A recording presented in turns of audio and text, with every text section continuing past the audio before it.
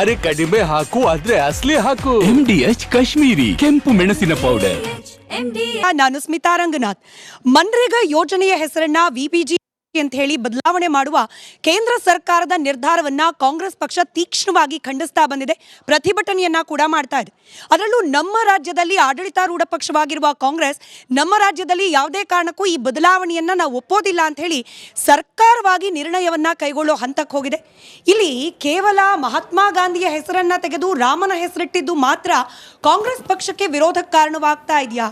ಬರೋಬ್ಬರಿ 1,00,000 ಕೋಟಿ ರೂಪಾಯಿಯ ಯೋಜನೆಯಲ್ಲಿ ಆಗ್ತಾ ಇರುವ ಅಕ್ರಮಗಳ ಸುಧಾರಣೆಗೆ ಅದನ್ನು ತಡೆಗಟ್ಟುವ ನಿಟ್ಟಿನಲ್ಲಿ ಬಿಜೆಪಿ ನೇತೃತ್ವದ NDA ಸರ್ಕಾರ ತರಲಿಕ್ಕೆ ಹೊರಟಿರುವ ಈ ಬದಲಾವಣೆಗಳು, ಮಾರ್ಪಾಡುಗಳು ನಿಜಕ್ಕೂ ಯಶಸ್ವಿ ಆಗ್ಲಿಕ್ಕೆ ಸಾಧ್ಯನಾ ಇಲ್ವಾ? ಒಟ್ಟಾರೆಯಾಗಿ ಈ ಬದಲಾವಣೆಗೆ ವಿರೋಧ ಇರೋದು ಯಾಕೆ? ವಿರೋಧ ಮಾಡ್ತಾ ಇರುವ ಕ್ರಮ ಸರಿ ಇದೆಯಾ? ಎಲ್ಲ ಪ್ರಶ್ನೆಗಳಿಗೆ ಉತ್ತರವನ್ನು ಕಂಡುಕೊಳ್ಳೋ ಪ್ರಯತ್ನ ಇವತ್ತಿನ ಮಹಾಭಾರತ ಚರ್ಚಾ ಕಾರ್ಯಕ್ರಮದಲ್ಲಿ ಮಾಡ್ತಾ ಹೋಗೋಣ. ಚರ್ಚಾ ಕಾರ್ಯಕ್ರಮದಲ್ಲಿ ಬಿಜೆಪಿಯ ಮುಖ್ಯ ವಕ್ತಾರರಾದ ಅಶ್ವಥ್ ನಾರಾಯಣ್ ಅವರಿದ್ದಾರೆ, ನಮಸ್ಕಾರ, ಕಾರ್ಯಕ್ರಮಕ್ಕೆ ಸ್ವಾಗತ. ಕಾಂಗ್ರೆಸ್ನ MLC ಆದ ನಾಗರಾಜ್ ಯಾದವ್ ಇದ್ದಾರೆ, ನಮಸ್ಕಾರ, ಕಾರ್ಯಕ್ರಮಕ್ಕೆ ಸ್ವಾಗತ. ಆಮ್ ಆದ್ಮಿ ಪಕ್ಷದಿಂದ ಉಷಾ ಮೋಹನ್ ಅವರಿದ್ದಾರೆ, ನಮಸ್ಕಾರ, ಕಾರ್ಯಕ್ರಮಕ್ಕೆ ಪ್ರೀತಿಯ ಸ್ವಾಗತ. ಹಾಗೆ ಸಂವಿಧಾನ ತಜ್ಞರಾದ ಡಾಕ್ಟರ್ ಸುಧಾಕರ್ ಹೊಸಳ್ಳಿ ಅವರಿದ್ದಾರೆ, ನಮಸ್ಕಾರ ಸರ್, ಕಾರ್ಯಕ್ರಮಕ್ಕೆ ಸ್ವಾಗತ. ಚಿಂತಕರು ಶಶಿಕಾಂತ್ ಯಡಳ್ಳಿ ಅವರಿದ್ದಾರೆ, ನಮಸ್ಕಾರ, ತಮಗೂ ಕಾರ್ಯಕ್ರಮಕ್ಕೆ ಸ್ವಾಗತ. ಹಾಗೆ ಎಂದಿನಂತೆ ಮಹಾಭಾರತ ಮೆಗಾ ಡಿಬೇಟ್ನಲ್ಲಿ ಇವತ್ತು ನಮ್ಮ ಜೊತೆಯಲ್ಲಿ ಅನೇಕ ಆಡಿಯನ್ಸ್ ಕೂಡ ಇದ್ದೀರಿ, ನಮಸ್ಕಾರ, ಎಲ್ಲರಿಗೂ ಪ್ರೀತಿಯ ಸ್ವಾಗತ ಕಾರ್ಯಕ್ರಮಕ್ಕೆ. ಮೊದಲಾಗಿ ನಾಗರಾಜ್ ಯಾದವ್ ಸರ್, ತಮ್ಮಿಂದಲೇ ಚರ್ಚೆ ಪ್ರಾರಂಭ ಮಾಡ್ತೀನಿ. ಶ್ರೀರಾಮನ ಅಸ್ತಿತ್ವವನ್ನು ಪ್ರಶ್ನೆ ಮಾಡಿ ಕೋರ್ಟ್ಗೆ ಹೋದ ಕಾಂಗ್ರೆಸ್ ಪಕ್ಷ, ಶ್ರೀರಾಮನ ಪಟ್ಟಾಭಿಷೇಕದಿಂದ ದೂರ ಉಳಿದ ಕಾಂಗ್ರೆಸ್ ಪಕ್ಷ, ಜೈ ಶ್ರೀರಾಮ್ ಅನ್ನುವವರ ವಿರುದ್ಧವಾಗಿ ವೋಟ್ ಬ್ಯಾಂಕ್ ಕಾರಣಕ್ಕೋಸ್ಕರ ದ್ವೇಷ ಕಾರುವ ಕಾಂಗ್ರೆಸ್ ಪಕ್ಷ ಕೇವಲ ರಾಮನ ಹೆಸರಿದೆ ಅನ್ನೋ ಕಾರಣಕ್ಕೆ ಈ ಬದಲಾವಣೆಯನ್ನ ವಿರೋಧ ಮಾಡ್ತಾ ಇದೆ ಅನ್ನೋ ವಾದ, ಒಪ್ತೀರಾ ಇದನ್ನು? ಖಂಡಿತವಾಗ್ಲೂ ಒಪ್ಪಲ್ಲ. ಯಾಕಂದ್ರೆ ನಾವು ಕೂಡ ಶ್ರೀರಾಮನ ಭಕ್ತರೇ. ಭಗವಂತನ ನಂಬಿಕೆ ಇಟ್ಕೊಂಡಿರ್ತಕ್ಕಂಥ ಕಾಂಗ್ರೆಸ್ ಕಾರ್ಯಕರ್ತರು, ಕಾಂಗ್ರೆಸ್ನ ಪಕ್ಷ ಕೂಡ. ಆದರೆ ಸರ್ವ ಜನಾಂಗದ ಶಾಂತಿಯ ತೋಟದಲ್ಲಿ ಮತ್ತು ಸಾಮಾಜಿಕ ಪರಿಕಲ್ಪನೆಯಲ್ಲಿ ಮತ್ತು ಸಂವಿಧಾನದ ಆಶಯಗಳಲ್ಲಿ, ಸೆಕ್ಯುಲರ್ ಫ್ಯಾಬ್ರಿಕ್ನಲ್ಲಿ ನಂಬಿಕೆ ಇಟ್ಕೊಂಡಿರ್ತಕ್ಕಂಥ, ಜಾತ್ಯತೀತ ತತ್ವಗಳ ನಂಬಿಕೆ ಇಟ್ಕೊಂಡಿರ್ತಕ್ಕಂಥ, ಡೆಮಾಕ್ರಸಿಯಲ್ಲಿ ನಂಬಿಕೆ ಇಟ್ಕೊಂಡು ಯಾರಾದ್ರೂ ಪಕ್ಷ ಇದ್ರೆ ಅದು ಕಾಂಗ್ರೆಸ್ ಪಕ್ಷ. ನಾಗರಾಜ್ ಯಾದವನ ಮಾತಲ್ಲಿ ಹೇಳ್ತಾ ಇದ್ದೀನಿ, ನಾವು ಯಾರಾದರೂ ಕೂಡ ಶ್ರೀರಾಮನ ವಿರೋಧ ಅಂತ ಹೇಳ್ತಕ್ಕಂಥದ್ದು ಅದು ತಪ್ಪು ಕಲ್ಪನೆ ಮತ್ತು ಸಂಕುಚಿತ ಮನೋಭಾವ ಇರ್ತಕ್ಕಂಥವ್ರು ಮಾತ್ರ, ಯಾರು ಶ್ರೀರಾಮನ ಬೀದಿಗೆ ತಂದು ರಾಜಕಾರಣ ಮಾಡ್ತಾರೋ ಅವರು ಮಾತ್ರ ಈ ಮಾತುಗಳನ್ನ ಹೇಳಲಿಕ್ಕೆ ಸಾಧ್ಯ ಅನ್ನೋ ಮಾತು ಹೇಳ್ತಾ ಇದ್ದೀನಿ. ಇವತ್ತು ಮಾಡ್ತಾ ಇರ್ತಕ್ಕಂಥ ಹೆಸರು ಬದಲಾವಣೆ ಒಂದು ಅಂಶ ಆದರೂ ಕೂಡ ಎಂಟೈರ್ ಪ್ರೋಗ್ರಾಮ್ ಬಗ್ಗೆ ನಾವು ವಿಸ್ತೃತವಾಗಿ ಚರ್ಚೆ ಮಾಡಲಿಕ್ಕೆ ಆಲೋಚನೆ ಮಾಡಿರ್ತಕ್ಕಂಥವ್ರು ನಾವು. ಯಾವ ಕಾರಣಕ್ಕೋಸ್ಕರ ನರೇಗಾ ಯೋಜನೆಗಳನ್ನು ಮಹಾತ್ಮ ಗಾಂಧಿ ಅವರ ಹೆಸರಲ್ಲಿ ತಂದಂಥ ನರೇಗಾ ಯಾವ ಕಾರಣಕ್ಕೆ ತಂದು ಅಂತ ಆಲೋಚನೆ ಮಾಡಿ ನೋಡಿದಾಗ, ಯಾವ ಗ್ರಾಮೀಣ ಪ್ರದೇಶದಿಂದ ಯುವಕರಿಗಿರ್ಬೋದು, ಯುವತಿಯರಿರ್ಬೋದು, ಅಥವಾ ರೈತರಿರ್ಬೋದು, ಅವರಿಗೆ ಸ್ವಾವಲಂಬಿ ಬದುಕನ್ನ ಕಟ್ಕೊಳ್ಳಿಕ್ಕೋಸ್ಕರ ಕೊಟ್ಟಂತ ಕಾರ್ಯಕ್ರಮ ಹೊರತು ರಾಜಕಾರಣಕ್ಕಾಗಿ ಕೊಟ್ಟಂತ ಕಾರ್ಯಕ್ರಮಗಳಲ್ಲ. ಯಾವುದೇ ಜಾತಿಯ ಆಧಾರದ ಮೇಲೆ, ಧರ್ಮ ಆಧಾರದ ಮೇಲೆ ರಾಮನ ಹೆಸರು, ಲಕ್ಷ್ಮಣನ ಹೆಸರು, ಸೀತರ ಹೆಸರು ತಂದದಲ್ಲ. ನಾವು ನಂಬಿರ್ತಕ್ಕಂಥ ಸಂವಿಧಾನದಲ್ಲಿರ್ತಕ್ಕಂಥ ಆಶಯಗಳ ಅನುಗುಣವಾಗಿ ಆರ್ಟಿಕಲ್ 41 ಪ್ರಕಾರ, ಡೈರೆಕ್ಟಿವ್ ಪ್ರಿನ್ಸಿಪಲ್ಸ್ ಪ್ರಕಾರ ನಾವು ನಾಗರಿಕರಿಗೆ ಕೆಲಸ ಕೊಡಬೇಕಾಗಿರ್ತಕ್ಕಂಥ ಒಂದು ಕೇಂದ್ರದ ಅಥವಾ ರಾಜ್ಯ ಸರ್ಕಾರ ಕರ್ತವ್ಯ ಅಂತಕ್ಕಂಥ ಮಾತಿಗೆ ಆ ಕಾರ್ಯಕ್ರಮ ತಂದಿರ್ತೇವೆ. ಯಾಕಂದ್ರೆ ಅದರಿಂದ ಮಾಡ್ತಕ್ಕಂಥ ಯೋಜನೆಗಳಿಂದ 100 ದಿನ ಕೆಲಸ ಕೊಡೋದ್ರಿಂದ, ಕನಿಷ್ಠ ಪಕ್ಷ 100 ದಿನ ಕೆಲಸ ಕೊಡೋದ್ರಿಂದ ಅವನು ಸ್ವಾಭಿಮಾನ ಬದುಕನ್ನ ಕಟ್ಕೋಬಹುದು ಅಂತ ವಿಚಾರಗಳು ಮಾಡ್ತಕ್ಕಂಥದ್ದು. ಅದ್ರಲ್ಲಿರ್ತಕ್ಕಂಥ 50% ಹೆಚ್ಚು ಮಹಿಳೆಯರಿಗೆ ಕೆಲಸ ಕೊಡ್ತಕ್ಕಂಥದ್ದು, ಮಹಿಳೆಯರಿಗೆ ಸ್ವಾಭಿಮಾನ ಬದುಕು ಕಟ್ಕೊಡೋದಕ್ಕೋಸ್ಕರ ಸಂವಿಧಾನ ಆಶೆ ಕೊಟ್ಟಿರೋದು. ನಾವು ವಿರೋಧ ಮಾಡ್ತಾ ಇರ್ತಕ್ಕಂಥ ನೀವು ರಾಮ್ ಅಂತಂದ್ರೆ ಅದು ಯಾರ ಹೆಸರು? ಇದು ರಾಮನ ಹೆಸರು ಇಟ್ಟವರು ಅವರು ಹೇಳಿ ಕೇಳಿ ಸ್ಪಷ್ಟವಾಗಿ ನೋಡೋಣ. ಲೆಟ್ ದೆಮ್ ಕಮ್ ಔಟ್ ಹೆಸರಿಗೆ ಹೆಸರಿನ ಬದಲಾವಣೆಗೆ. ನಾಗರಾಜ್ ಯಾದವ್ ಅವರೇ, ಕ್ವಶನ್ ಪೇಪರ್ ಲೀಕ್ ಮಾಡ್ತಾ ಇದ್ದೀನಿ.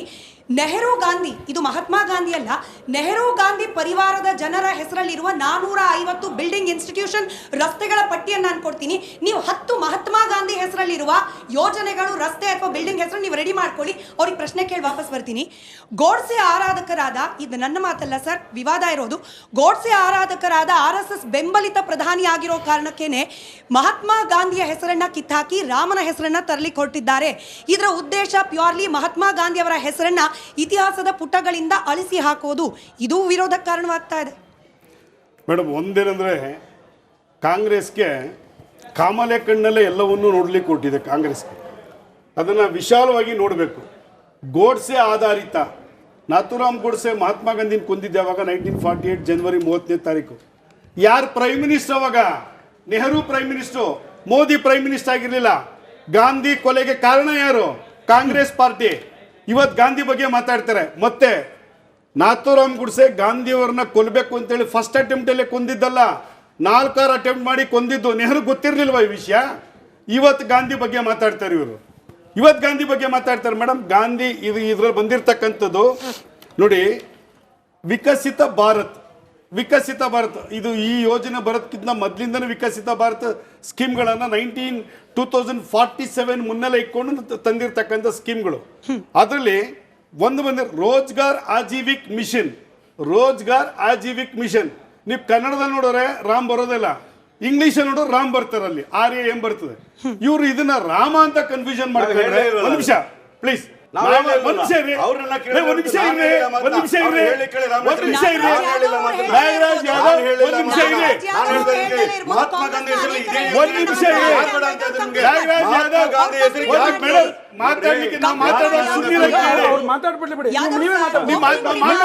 ಇದರಲ್ಲಿ ಕೆಲವೊಂದು ಯೋಜನೆಗಳು ಕಾಲಕ್ಕೆ ಬದಲಾವಣೆ ಆದಂತ ಸಂದರ್ಭದಲ್ಲಿ, ಯೋಜನೆಗಳ ಜೊತೆ ಅಡಿಷನಲ್ ಆಗಿ ಆಡ್ ಆದಂತ ಸಂದರ್ಭದಲ್ಲಿ ಹೆಸರುಗಳು ಬದಲಾವಣೆ ಆಗುವಂಥದ್ದು ಸಹಜ. ಇದು ಮುಂಚೆ ನರೇಗಾ ಅಂತ ಇರಲಿಲ್ಲ. ಅಟಲ್ ಬಿಹಾರಿ ವಾಜಪೇಯಿ ಕಾಲದಲ್ಲಿ ಕೂಲಿಗಾಗಿ ಕಾಳುವಂತ ಇತ್ತು ಸ್ಕೀಮು. ನೀವು ಯಾಕ್ರಿ ಬದಲಾವಣೆ ಮಾಡಿದ್ರಿ ಅಂತ ನಾವು ಕೇಳಿದ್ವಾ? ಇದಕ್ಕೆ ಅಡಿಷನಲ್ ಆಗಿ ಮನಮೋಹನ್ ಸಿಂಗ್ ಅವ್ರ ಕಾಲದಲ್ಲಿ ಕೆಲವು ಸ್ಕೀಮ್ಗಳನ್ನು ಜಾರಿಗೆ ತಂದರು. ನರೇಗಾ ಅಂತ ಇದು ಮೊದಲು ನೆಹರು ಹೆಸರಲ್ಲಿತ್ತು, ನರೇಗಾ ಅಂತಿದ್ದ, ಆಮೇಲೆ ಮನ್ರೇಗಾ ಅಂತ ಆಯಿತು. ಕೂಲಿಗಾಗಿ ಕಾಳು ಇತ್ತು, ನರೇಗಾ ಆಯಿತು, ಮನ್ರೇಗಾ ಆಯಿತು.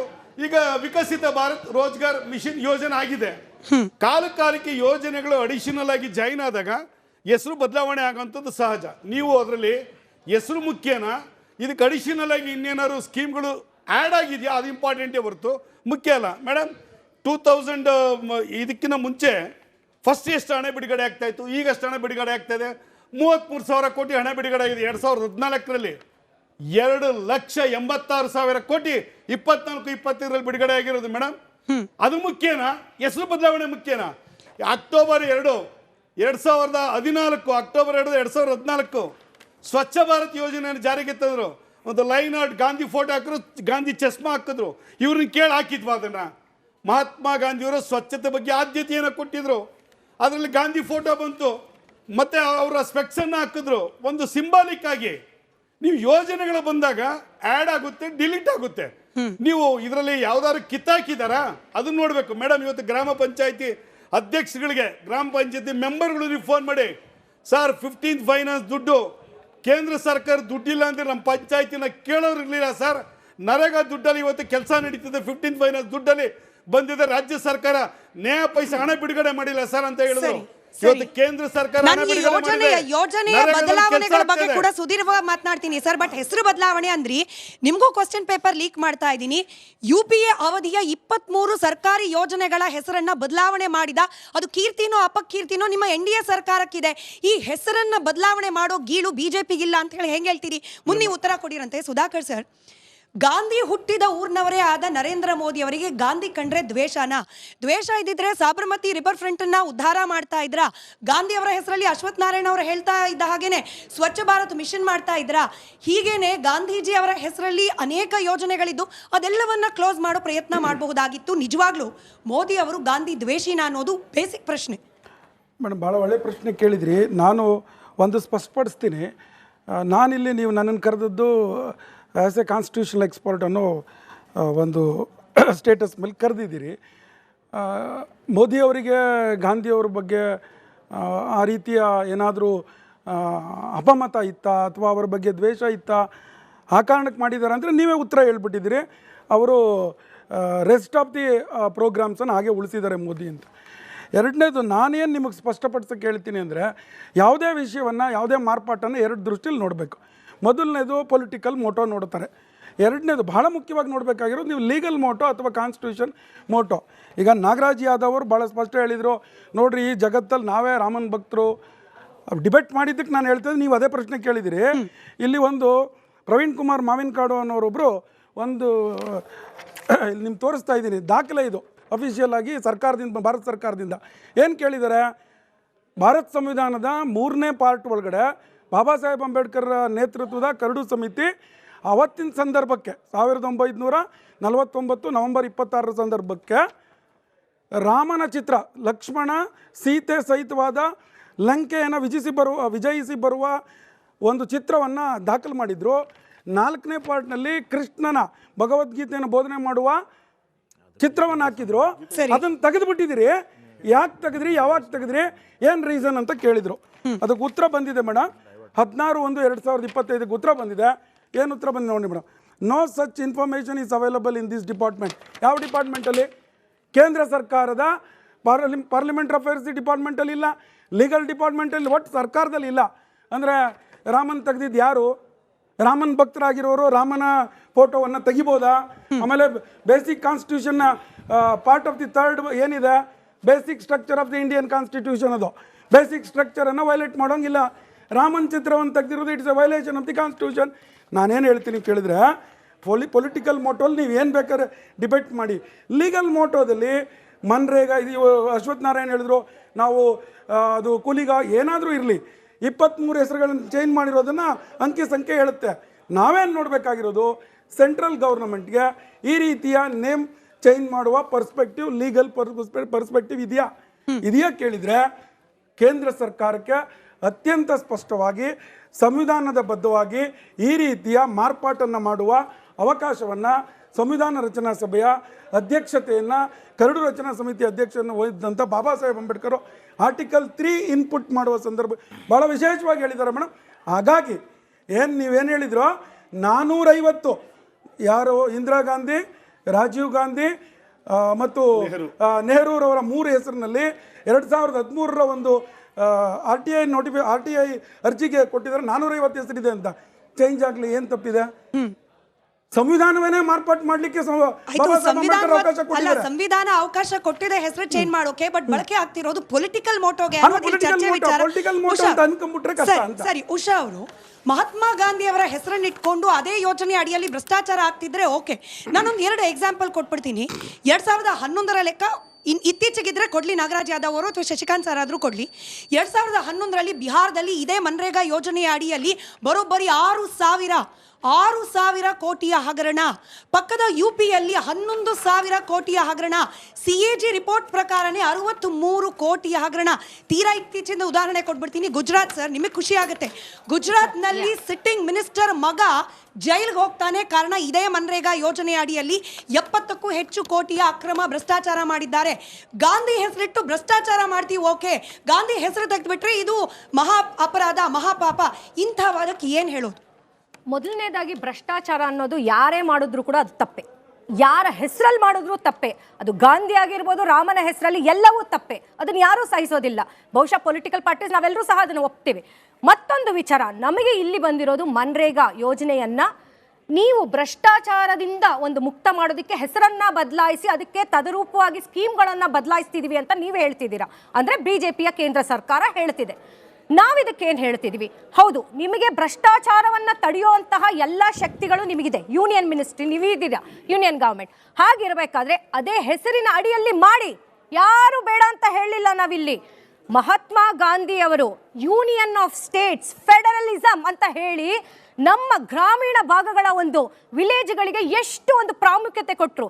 ಆ ರೀತಿ ಆ ಹೆಸರನ್ನ ನೆಹರು ಅವರಿಂದ ಮನ್ರೇಗಾ ಅಂತನೂ ಆಗುತ್ತೆ. ಅದಾದ ನಂತರ ನಾವು ಅದೇ ಹೆಸರಿನಲ್ಲಿ ನರೇಂದ್ರ ಮೋದಿ ಅವರು ಏನು ಹೇಳ್ತಾರೆ, ಇದನ್ನ ಸ್ಟಾಪ್ ಮಾಡ್ಲಿಕ್ಕೆ ಹೋಗ್ತಾರೆ ಅವರು PM ಆಗೋ ಮುಂಚೆ. ತದನಂತರ ಅದನ್ನ ಮತ್ತೆ ಅವರು ಕಂಟಿನ್ಯೂಸ್ ಕೆಲವು ಬದಲಾವಣೆಗಳು ಮಾಡ್ತೀವಿ ಅಂತಾರೆ. ಇವರ ಉದ್ದೇಶ ಏನಿತ್ತು, ಕರಪ್ಷನ್ನ ಸ್ಟಾಪ್ ಮಾಡ್ತೀವಿ ಅಂತ. ಹಾಗಾದ್ರೆ ಈಗ ಅವರ ಒಂದು ರಾಜ್ಯದ ಗುಜರಾತಲ್ಲಿ ಆಗ್ತಿರೋದು ಅವ್ರಿಗೆ ಕಾಣಿಸ್ಲಿಲ್ವಾ? ನಾವು ಹೇಳೋದಿಷ್ಟೇ, ನೀವು ಹೆಸರಿನಲ್ಲಿ VBG you can see it Smith ಅವರೇ, ಅಲ್ಲಿ ಹೈಫನ್ ಕೊಡ್ತಾರೆ. ಯಾಕೆ VB ಗ್ರಾಮ್ ಅಂತ ಮಾಡಿ, ಯಾರು ಬೇಡ ಅಂದ್ರು? ಸಿಂಬಾಲಿಕಲಿ ಒಂದು ಹಿಂದೂ ಆರ್ಟಿಕಲ್ನ ಒಂದು ಎಡಿಟೋರಿಯಲ್ ಕಾಲಮೇ ಬಹಳ ಸ್ಪಷ್ಟವಾಗಿ ಹೇಳುತ್ತೆ, RSS ಅವರ ಒಂದು ಐಡಿಯಾಲಜಿ ಮತ್ತೆ ನ್ಯಾಷನಲಿಸಮ್, ಅವರ ಒಂದು ಕಲ್ಚರ್ಗೆ ಮ್ಯಾಚ್ ಆಗುವಂತ ಹೆಸರುಗಳನ್ನ ಇವರ ಅನುಕೂಲಕ್ಕೆ ಒಳ್ಳೊಳ್ಳೆ ಸ್ಕೀಮ್ಗಳಿಗೆ ಹೆಸರು ಮಾಡ್ಕೊಳ್ತಾ ಇದ್ದಾರೆ ಅನ್ನೋದು ಅದು ಒಂದೇ ವಿಚಾರ ಅಲ್ಲ.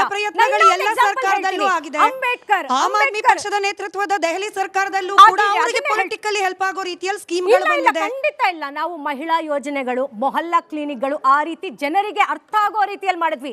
ಇವತ್ತು ಅದೇ ದೆಹಲಿ ಸರ್ಕಾರದಲ್ಲಿ ಅವರ ಒಂದು BJP ಸರ್ಕಾರ BR ಅಂಬೇಡ್ಕರ್ ಶಾಲೆಗಳನ್ನ, ಸರ್ಕಾರಿ ಶಾಲೆಗಳನ್ನ CM ಶ್ರೀ ಅಂತ ಮಾಡ್ಕೊಳ್ತಿದ್ದಾರೆ. ಅದಕ್ಕೂ ನಾವು ಅಬ್ಜೆಕ್ಷನ್ ಮಾಡಿದ್ವಿ.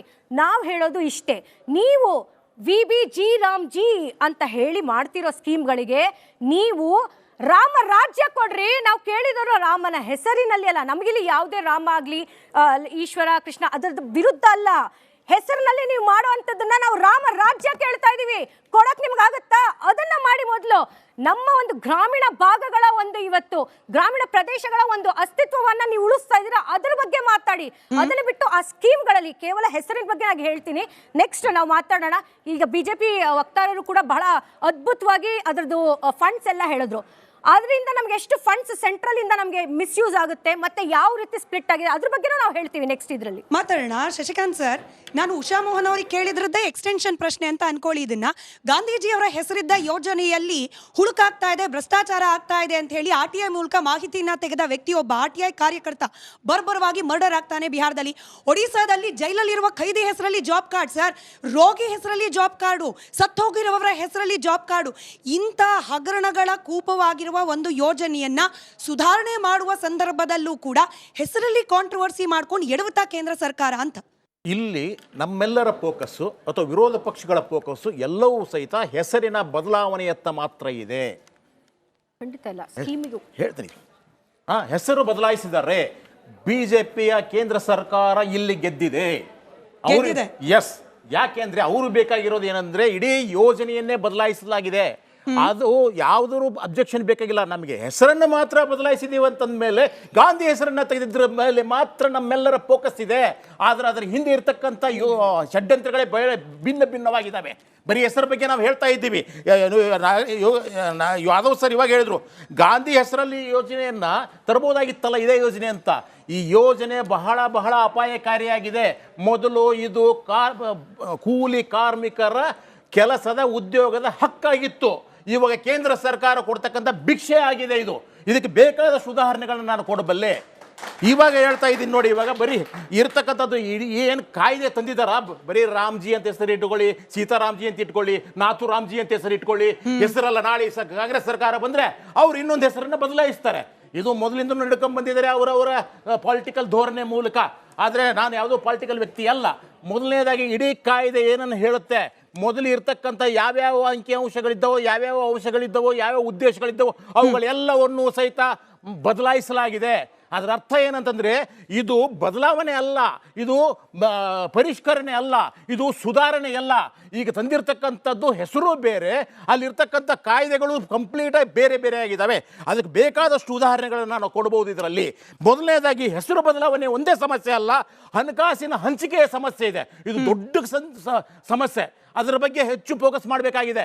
ಯಾಕಂದ್ರೆ ರಾಜ್ಯಗಳ ಮೇಲೆ ಹೊಣೆಗಾರಿಕೆಯನ್ನು ಹೊರಿಸಲಾಗುತ್ತಿದೆ. ಹೇಳ್ತಿದ್ದಾರೆ ಅಲ್ಲ, ಕಾಂಗ್ರೆಸ್ನವರಲ್ಲ. ಮೊದಲು 100% ನಾವು ಕೇಂದ್ರ ಸರ್ಕಾರದ ಯೋಜನೆ ಆಗಿತ್ತು, ಕೇಂದ್ರ ಸರ್ಕಾರ ಹಣವನ್ನು ಬಿಡುಗಡೆ ಮಾಡ್ತಿತ್ತು.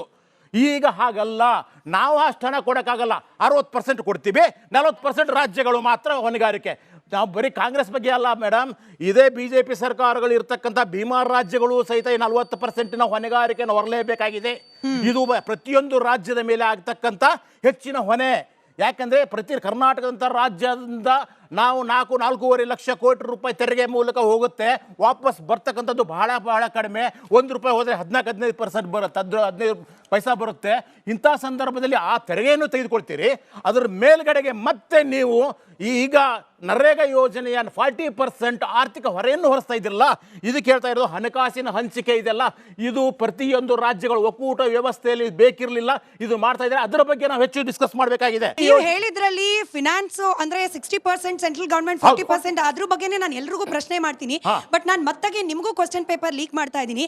ಗ್ರಾಮ ಪಂಚಾಯತಿ ಅಧ್ಯಕ್ಷನ ಮನೆಯ ಚರಂಡಿ ಕ್ಲೀನ್ ಮಾಡ್ಲಿಕ್ಕೆ ನರೇಗಾ ಕಾರ್ಮಿಕರನ್ನ ಬಳಕೆ ಮಾಡ್ಕೊಳ್ತಿದ್ರಲ್ಲ, ಅದ್ರ ಬಗ್ಗೆ ಯಾರು ಮಾತನಾಡೋಲ್ಲ. ಗುಂಡಿ ಮುಚ್ಚಿ ಪ್ರಧಾನಿಯಾದ ಮೋದಿ ಅವರೇ ಹೇಳಿದ ಮಾತು 10 ವರ್ಷಗಳ ಹಿಂದೆ. 70 ವರ್ಷ ಸ್ವತಂತ್ರ ಬಂದಾದ ನಂತರದಲ್ಲೂ ಕೂಡ ಗುಂಡಿ ಮುಚ್ಚಿ ಗುಂಡಿ ತೆಗೆಸೋದಕ್ಕೆ ಕಾರ್ಮಿಕರನ್ನ ಬಳಕೆ ಮಾಡ್ಕೊಳ್ತಿದ್ದಾರೆ ಅಂತಂದ್ರೆ ಕಾರ್ಮಿಕ ವಲಯವನ್ನ ಯಾವ ಸ್ಥಿತಿಯಲ್ಲಿಟ್ಟಿದೆ ಕಾಂಗ್ರೆಸ್ ಪಕ್ಷ, ಇದ್ರ ಬಗ್ಗೆ ಮಾತನಾಡಬೇಕಲ್ಲ. ಇದ್ರ ಬಗ್ಗೆನೂ ಮಾತನಾಡೋಣ.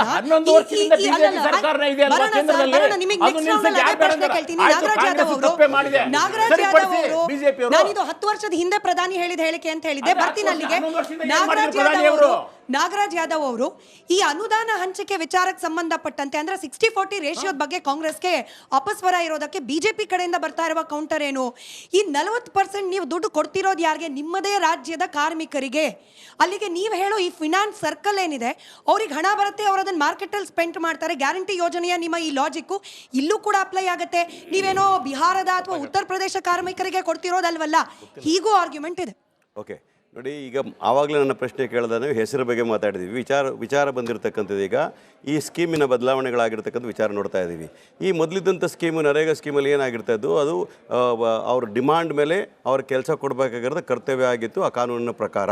ಈಗ ಆ ರೀತಿ ಆಗೋದಿಲ್ಲ. ಮೊದಲು ಕಾರ್ಯಕ್ರಮಗಳನ್ನು ಯಾರು ರೂಪಿಸ್ತಾ ಇದ್ರು? ಪಂಚಾಯತ್ ಲೆವೆಲಲ್ಲಿ. ಯಾಕಂದರೆ ಗ್ರಾಮ ಸಭೆಯಲ್ಲಿ ಪಂಚಾಯತ್ ಲೆವೆಲಲ್ಲಿ ಯಾವ ಕಾರ್ಯಕ್ರಮಗಳು ಮಾಡಬೇಕು, ಏನು ಕೆಲಸ ಮಾಡಿಸ್ಬೇಕು, ಯಾರಿಗೆ ಕೆಲಸ ಕೊಡಬೇಕು, ಅದೆಲ್ಲವನ್ನೂ ಮೇಂಟೈನ್ ಮಾಡ್ತಾಯಿದ್ರು. ಈಗ ನೀವು ಮಾತಾಡ್ತಾ ಹೇಳ್ತಾ ಇದ್ರಿ ಬಿಹಾರಲ್ಲಿ ಯಾರೋ ಸಿಕ್ಕಾಕೊಂಡ್ರು, ಕರಪ್ಷನ್ ಆಯಿತು ಅಂತ. ಕರಪ್ಷನ್ ತೆಗಿಬೇಕು ಅಂತ 2 ಮಾತು ಇಲ್ವೇ ಇಲ್ಲ. We are all for it, no doubt about it. ಯಾರು ಕೂಡ ಅದು ವಿರೋಧ ಮಾಡಲ್ಲ. ನಾನು ಕೇಳ್ತಾ ಇದ್ದೀನಿ, 11 ವರ್ಷಗಳ ನಂತರ ನಿಮಗೆ ಜ್ಞಾನೋದಯ ಆಯಿತಾ? 11 ವರ್ಷಗಳನ್ನ ನೀವು ಟಾಲರೇಟ್ ಮಾಡ್ಕೊಂಡಿದ್ರಾ? 11 ವರ್ಷಗಳಿಂದ ಆಗದೆ ನೀವು ಹೆಚ್ಚು ರಾಜ್ಯಗಳ ಅಧಿಕಾರದಲ್ಲಿದ್ದಾಗ ನೀವೇ ಹಂಗಂದ್ರೆ ನೀವು ಲೂಟಿ ಹೊಡೆದವ್ರು ನೀವೇನಾ? ಅದಕ್ಕೆ CBI ಎನ್ಕ್ವೈರಿ ಒಂದು ಹಾಕಬೇಕಾಗೈತಲ್ಲ, ಎನ್ಕ್ವೈರಿ ಆಗಿ ಒಂದು ರಿಪೋರ್ಟ್ ತರಬೇಕಾಗಿತ್ತಲ್ಲ. ಯಾಕಂದರೆ ನೀವು ಬಹಳ ಕರಪ್ಷನ್ ಬಗ್ಗೆ ಮಾತಾಡಿದ್ರಿ, ಕಾಂಗ್ರೆಸ್ಸಲ್ಲಿ ಕರಪ್ಷನ್ನ ಪ್ರೋತ್ಸಾಹ ಮಾಡೋ ರೀತಿಯಲ್ಲಿ ಮಾತಾಡಿದ್ರಿ. ಆದರೆ ನಾವು ಕರಪ್ಷನ್ ವಿರುದ್ಧ ಇರತಕ್ಕಂಥವ್ರು. ನೀವೇನೋ ಅಧಿಕಾರ ಬಂದ 2014ರಲ್ಲಿ ಇದ್ರಿಗೆ ನಾನು ವಿಶ್ಲೇಷಣೆ ಮಾಡ್ತೀವಿ, ಇದಕ್ಕೆ ತನಿಖೆ ಮಾಡ್ತೀವಿ, CAG ರಿಪೋರ್ಟ್ ತೊಗೊಳ್ತೀವಿ, ಅದ್ರ ಮೇಲೆ ಮುಂದುವರಿಸ್ತೀವಿ ಒಂದು ಮಾತು ಹೇಳಿದ್ದೆ ಆದರೆ ನಾನು ಸ್ವಾಗತ ಮಾಡ್ತಾ ಇದ್ದೆ. 11 ವರ್ಷ ನೀವು ಟಾಲರೇಟ್ ಮಾಡಿದ್ರೆ 11 ವರ್ಷ is not sufficient for you. It's not first time, third ಟೈಮಲ್ಲಿ ನಿಮ್ಗೆ ಅರಿವಾಗಿದೆ ಅಂತ ಹೇಳೋದಾದರೆ ನಿಮಗಿರ್ತಕ್ಕಂತಹ ಆ ಸಂಕುಚಿತ ಮನೋಭಾವ, ಮಹಾತ್ಮ ಗಾಂಧಿ ಅವರ ಹೆಸರು ಮೇಲೆ ಇರ್ತಕ್ಕಂತಹ ವೈರಾಗ್ಯವೇ ಕಾರಣ ಅನ್ನೋ ಮಾತನ್ನು ಹೇಳ್ತಾ ಇದ್ದೇನೆ. ಅದ್ರ ಜೊತೆಗೆ ಹೇಳಬೇಕಂದ್ರೆ 125 ಜನ ಕೆಲಸ ಕೊಡ್ರಿ, ನಾವು ಸ್ವಾಗತ ಮಾಡ್ತೀವಿ. ನಾವು ಕೂಡ ನಮ್ಮ UPA ಗೌರ್ಮೆಂಟ್ ಇದ್ದಾಗ ನಾವು ಪಾರದರ್ಶಕತೆ ತರಬೇಕು ಅಂತೇಳಿ ಆಧಾರ್ ಕಾರ್ಡ್ನ ಜೋಡಣೆ ಮಾಡಿದ್ವಿ. ನಾವು ಡೈರೆಕ್ಟ್ ಟ್ರಾನ್ಸ್ಫರ್ ದುಡ್ಡು ಡೈರೆಕ್ಟ್ ಟ್ರಾನ್ಸ್ಫರ್ ಮಾಡಿದ್ವಿ. ಇದೆಲ್ಲವೂ ಕೂಡ ಪಾರದರ್ಶಕತೆ ತರಲಿಕ್ಕೆ ಮಾಡಿರ್ತಕ್ಕಂಥ ಕೆಲಸಗಳು ಅಂತಕ್ಕಂಥ ನಾನು ಭಾವಿಸಿದ್ದೇನೆ. ನೀವು ಕೂಡ ಒಪ್ಕೊಳ್ತೇನೆ ತಿಳ್ಕೊಂಡಿದ್ದೇನೆ. ಆದರೆ ನಾನು ಹೇಳ್ತಾ ಇರ್ತಕ್ಕಂಥದ್ದು ಮಹಾತ್ಮ ಗಾಂಧಿ ಹೆಸರಲ್ಲಿ ನೀವೇನಾದರೂ ಟ್ರಾನ್ಸ್ಪರೆನ್ಸಿ ತರ್ತೀನಿ, ಅಕೌಂಟಬಿಲಿಟಿ ತರ್ತೀನಿ, ಇನ್ನೂ ಹೆಚ್ಚು ದಿನಗಳನ್ನ ಕೊಡ್ತೀನಿ, ಇನ್ನೂ ಹೆಚ್ಚು ಸ್ಯಾಲರಿನ ಕೊಡ್ತೀನಿ, ಅವರ ವೇಜಸ್ ಕೊಡ್ತೀನಿ ಅಂತ ಹೇಳಿದ್ರೆ ನಾವು ಸ್ವಾಗತ ಮಾಡ್ತಾ ಇದ್ವಿ. ಮಾಡ್ತೀನಿ ಅಂತ ಹೇಳಿದ್ರಿ. ಒಂದು ನಿಮಿಷ, ಗ್ಯಾರಂಟಿಗಳ ಬಗ್ಗೆ ಬಹಳ ಚರ್ಚೆ ಮಾಡ್ತಾರೆ. ಯಾಕೆಂದ್ರೆ ಚುನಾವಣೆಯಲ್ಲಿ ಬಿಹಾರ್ ಎಷ್ಟಪ್ಪ ಕೊಡ್ತದೆ ಕೇಂದ್ರ ಸರ್ಕಾರಕ್ಕೆ? ಅವ್ರಿಗೆ ಏನು ಮಾಡಿದ್ರು ಅವರು? 10,000 ರೂಪಾಯಿ ಎಲೆಕ್ಷನ್ ಮುಂದೆ ದುಡ್ಡು ಹಾಕಿದ್ರಲ್ಲ. ಮುಂಬೈ ನೋಡಿ, ಮುಂಬೈ ನಾವು ನಡೆಸ್ತಾ ಇರೋ ರಾಜ್ಯ ಅಲ್ಲ, BJP ನಡೆಸ್ತಾ ಇರೋ ರಾಜ್ಯ. ಅದನ್ನು ಕೂಡ ಹೇಳ್ತೀನಿ ನಾನು. ಮುಂಬೈ ಅವರು ಕರ್ನಾಟಕ ಅಂತ ಅದು ನಂಬರ್ 1 ನಂಬರ್ 2 ಟ್ಯಾಕ್ಸ್ ಕಟ್ಟದಲ್ಲಿ, GST ಕಟ್ಟದಲ್ಲಿ. ನಮ್ಮ ತೆರಿಗೆನ ತಗೊಂಡೋಗಿ ನೀವು ಎಲೆಕ್ಷನ್ 10,000 ರೂಪಾಯಿ ಹಾಕೊಂಡ್ರಲ್ಲ ನೀವು. ನಿಮ್ಗೆ ಯಾವ ನೈತಿಕತೆ ಇದೆ ಗ್ಯಾರಂಟಿಗಳ ಬಗ್ಗೆ ಮಾತಾಡಲಿಕ್ಕೆ? ಅದನ್ನ ನಮ್ಮ ಗ್ಯಾರಂಟಿಗಳು ಕೊಟ್ಟದನ್ನ ನೀವು ಮತ್ತೆ ಮರು ಕಾಪಿ ಮಾಡ್ಕೊಂಡು ಇನ್ನೊಂದು ಕಡೆ ಮಾಡಿದ್ರಲ್ಲ, ಅದು ಬೇರೆ ಚರ್ಚೆ ಆದರೂ ಕೂಡ ನಿಮಗೆ ನೈತಿಕತೆ ಇಲ್ಲ. ವಿಚಾರಧಾರೆ ಬಂದಿರತಕ್ಕಂಥದ್ದಲ್ಲಿ ಅವ್ರಿಗೆ ಡಿಮಾಂಡ್ ಆಫ್ ವರ್ಕ್ ಏನಿದೆಯೋ ಕೆಲಸ ಕೇಳಬೇಕಂದಾಗ ಕಡ್ಡಾಯ ಕೊಡಬೇಕಾಗಿರ್ತಕ್ಕಂಥದ್ದು ಸಂವಿಧಾನದಲ್ಲಿ ಇರ್ತಕ್ಕಂಥ ಆಶಯ. ಯಾಕಂದ್ರೆ ಸ್ವಾಭಿಮಾನ ಬದುಕನ್ನ ಕಟ್ಕೊಡ್ಬೇಕಾದ್ರೆ ಎಲ್ಲ ನಾಗರಿಕನ ಹಕ್ಕಾಗಿರುತ್ತೆ. ಒಂದು ನಿಮಿಷ ಇವತ್ತು ಇಲ್ಲಿ ಬರ್ತದೆ. ನಿಮಗೆ 100 ದಿನಗಳ ಜಾಬ್ ಗ್ಯಾರಂಟಿ ಇದ್ರೂ ಕೂಡ ಲೆಸ್ ದೆನ್ 50 ಡೇಸ್, 50 ದಿನಕ್ಕಿಂತ ಕಡಿಮೆನೇ ಕೆಲಸ ಸಿಗ್ತಿದ್ದು ಅಂತ ಹೇಳಿ ರಿಪೋರ್ಟ್ಗಳೇ ಇದೆ. ಅಲ್ಲಿಗೆ ಮನ್ರೇಗಾ ಯೋಜನೆಯ ಆಶಯ ಕೂಡ ಅದರ ಉದ್ದೇಶ ಕೂಡ ಈಡೇರಿಕೆ ಆಗಿಲ್ಲ. ಈ ಕಾರ್ಯಕ್ರಮ 100 ದಿನ, ಕನಿಷ್ಠ 100 ದಿನ ಕೊಡಬೇಕು ಅಂತ ಇರ್ತದೆ. There are people who earned 365 days ಕೆಲಸ ಮಾಡಿದವರು ಕೂಡ ಇದ್ದಾರೆ ಅಂತ ಮಾತನ್ನ ನೀವು ಮರಿಬಾರ್ದು. ಅದಕ್ಕೆ ಬೇಕಾ ಅಂಕಿಅಂಶಗಳು ಕೊಡ್ಲಿಕ್ಕೆ ತಯಾರಿದ್ದೆ ಅಂತ ಹೇಳ್ತೀನಿ. ನಾನು ಹೇಳ್ತಾ ಇರ್ತಕ್ಕಂಥ ಒಂದು ಪ್ರಗತಿಪರ ರಾಜ್ಯ ಇರ್ತ ಕರ್ನಾಟಕ ರಾಜ್ಯದಲ್ಲಿ ಇಟ್ಕೊಂಡು ಮಾತಾಡ್ತಾ ಇರೋ ಸಂದರ್ಭದಲ್ಲಿ ನಾವು ನಿಮಗೆ ಕೊಡ್ತಾ ಇರ್ತಕ್ಕಂಥ ಟ್ಯಾಕ್ಸಿನಾಗಿ ಯೋಜನೆಗಳು ನಡೀತಾ ಇರೋದಕ್ಕಂಥ 2 ಮಾತು ಇಲ್ಲ. ಅವತ್ತು 90% ದುಡ್ಡನ್ನ ಕೊಡ್ತಾ ಇದ್ರಿ ನೀವು, ಇವತ್ತು 10% ರಾಜ್ಯ ಸರ್ಕಾರ. ಇವಾಗ ಯಾಕೆ ನೀವು ಒಂದು ಒಪ್ಕೊಳ್ಳಿ, ನಾವು ಅಧಿಕಾರ ಬಿಟ್ಟುಕೊಟ್ಟ ಸಂದರ್ಭದಲ್ಲಿ ದೇಶದಲ್ಲಿ 57 ಲಕ್ಷ ಕೋಟಿಗಳ ಸಾಲ ಇತ್ತು. ಆವತ್ತಿನ ಬಜೆಟ್ ಎಷ್ಟಿತ್ತು ಅಂತ ಹೇಳಿ ಇವರು 33,000ನೇ ಕೊಡ್ತಾ ಇದ್ರು. ಈಗ ಗ್ಯಾರಂಟಿ ಇದು ನರೇಗಾ ಕೊಡ್ತಾ ಇದ್ರು, ಇವತ್ತು 2 ಲಕ್ಷ ಕೋಟಿ ಕೊಡ್ತಾ ಇದೆ ಅಂತ ಹೇಳ್ತಾ ಇದ್ರಲ್ಲ. ನಾನು ನಿಮ್ಗೆ ಹೇಳ್ತಿದ್ದೆ ಆವತ್ತಿದ್ದ ಬಜೆಟ್ ಎಷ್ಟು, ಇವತ್ತಿದ್ರ ಬಜೆಟ್ ಎಷ್ಟು. ದೇಶದಲ್ಲಿ ಬಜೆಟ್ ಬದಲಾವಣೆ ಆದಾಗ ಅಲೋಕೇಶನ್ ಬದಲಾವಣೆ ಆಗೇ ಆಗ್ತದೆ ಅಂತ ವಿಚಾರಗಳು ಹೇಳ್ತಾ ಇದ್ದೀನಿ. ಇನ್ನೊಂದು ಹೇಳ್ತಾ ಇದ್ದೀನಿ ಕೇಳಿ, ನಿಮಗೆ 60-40% ಮಾಡಿದ್ರಲ್ಲ, ಯಾವ ಕಾರಣಕ್ಕೆ ಮಾಡಿದ್ರೆ ನೀವು ದಿವಾಳಿ ಆಗ್ಬಿಟ್ಟಿದ್ದೀರಾ? 200 ಲಕ್ಷ ಕೋಟಿಗಳ ಸಾಲ ಮಾಡಿದ್ರಲ್ಲ, ನಿಮಗೆ 3 ಸಲ ಅಧಿಕಾರ. ಒಂದು ನಿಮಿಷ, ನೀವು ಅಧಿಕಾರಕ್ಕೆ ನಾವು ಕೊಟ್ಟೋಲ್ಲ, ಈ ದೇಶದ ಜನ ನಿಮಗೆ 3 ಬಾರಿ ನಿಮ್ಗೆ ಅಧಿಕಾರ ಕೊಟ್ಟರಲ್ಲಪ್ಪ, ಈ ದೇಶನ ಆಡಳಿತಕ್ಕೋಸ್ಕರ ಮಾಡಿದ್ರ. 2025 ಸೆಪ್ಟೆಂಬರ್ ತಿಂಗಳಲ್ಲಿ ರಾಜ್ಯ ಸರ್ಕಾರ ಒಂದು ಅಡ್ವರ್ಟೈಸ್ಮೆಂಟ್ ಕೊಟ್ಟಿತ್ತು. ನರೇಗಾ ಮುಖೇನ 13,000 ಕೋಟಿ ಉದ್ಯೋಗಗಳನ್ನ ನಾವು ಸೃಜನೆ ಮಾಡಿದ್ದೀವಿ ಅಂತ. ಯಾರ್ದು ದುಡ್ಡದು?